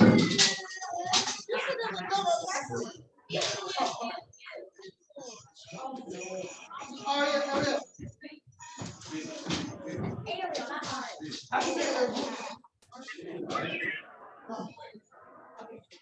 Hallelujah! Hallelujah! Hallelujah! Oh, Baruch atah Yahuwah Eloheinu melech haolam. Asher natah mishpachah ve'et Torah. Bless you, O Yahuwah Almighty One, King everlasting, who has given us family and instruction. We thank you so much for the life that you have given us, the family that you have given us, the community and the nation that you have given us, that you have allowed us to be birthed into. May you forgive us for our transgressions, our iniquities, our twisting away from your law. Forgive us, Father Yah, for having fear and not complete faith in you. Forgive us, oh Father, for provoking you instead of invoking you, to ask for your assistance, your guidance, your help, to lead us as you did with the cloud by day and the fire by night. And you said that you never took it away from your people. Father Yah, so we ask for that same guidance, that when that fire or when that cloud stays still, that we remain silent. But allow us to see when it moves, Father Yah, that we may follow the path that you are laying before us. Allow us not to be just individuals, Father Yah, but allow us to be truly mishpachah, truly family, to where we can lean on one another.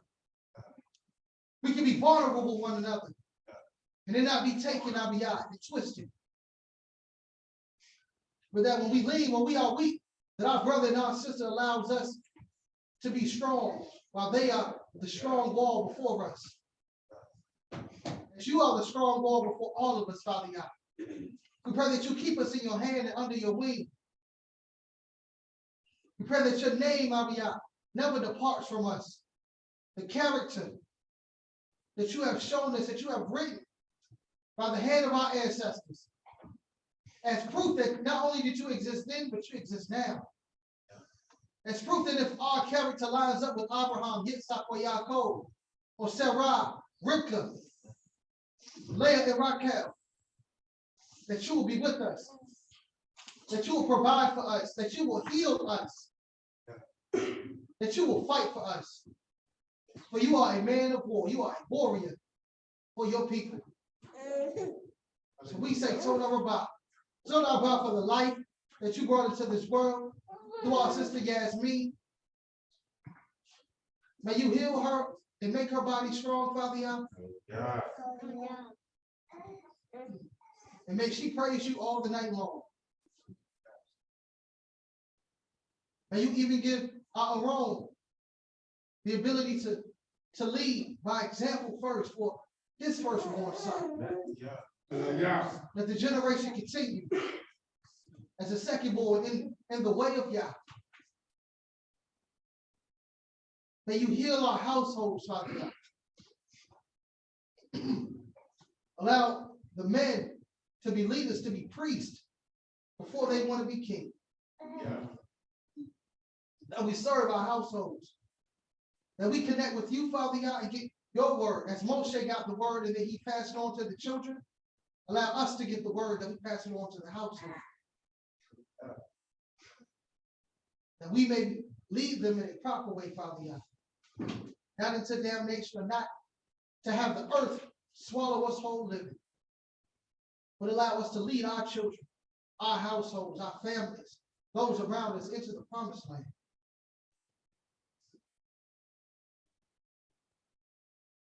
And you continue to heal those who are sick.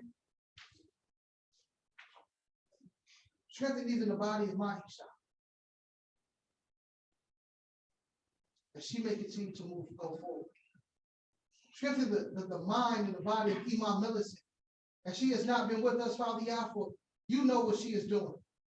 How she is watching over her mother. Allow her mother to have peace as even you prepare her for transition. Allow her brother to have peace, Father God, and for his mind to return. Allow even okay, Kevin Abiyah to carry some of that burden so Imam Millicent does not have to shoulder it alone.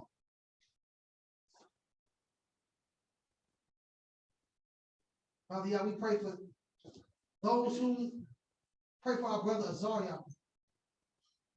And as he battles with COVID, Father God, that he remains to have trust in you. That there is nothing that can overcome him if he is in good standing with you. And nothing moves unless you says it moves. So we invoke your name, Father God, and the power that is within it to move on our behalf.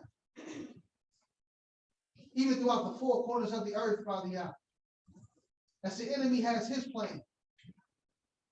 And your word says that you laugh at them. You know their end. So as gross darkness is on the face of the people, on the face of the earth, and over the people, Father God, allow us to truly be the light. But we pray, Abiyah, that you continue to train us on how to shine. Train us on what to say. Train us on what to do. Train us when to speak and when to be silent. Train us when to move and when to be still. That we may not move without your word and your command. Train our ears to listen. We pray even over our Yeladim, that they see a difference, Abiyah, a contrast between the world and the set apart. And that their pilot, Father God, is geared towards your word and your way.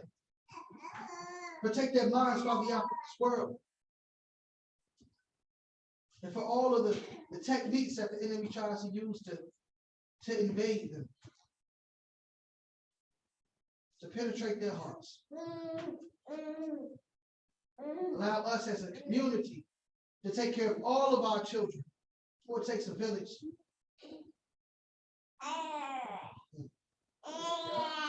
So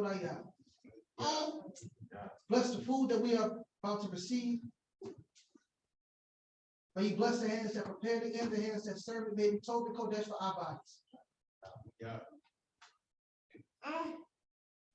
And for every moment that we live, Father God, allow us to never forget that it is you who gives and sustains life. And it is you that we should owe our complete allegiance to.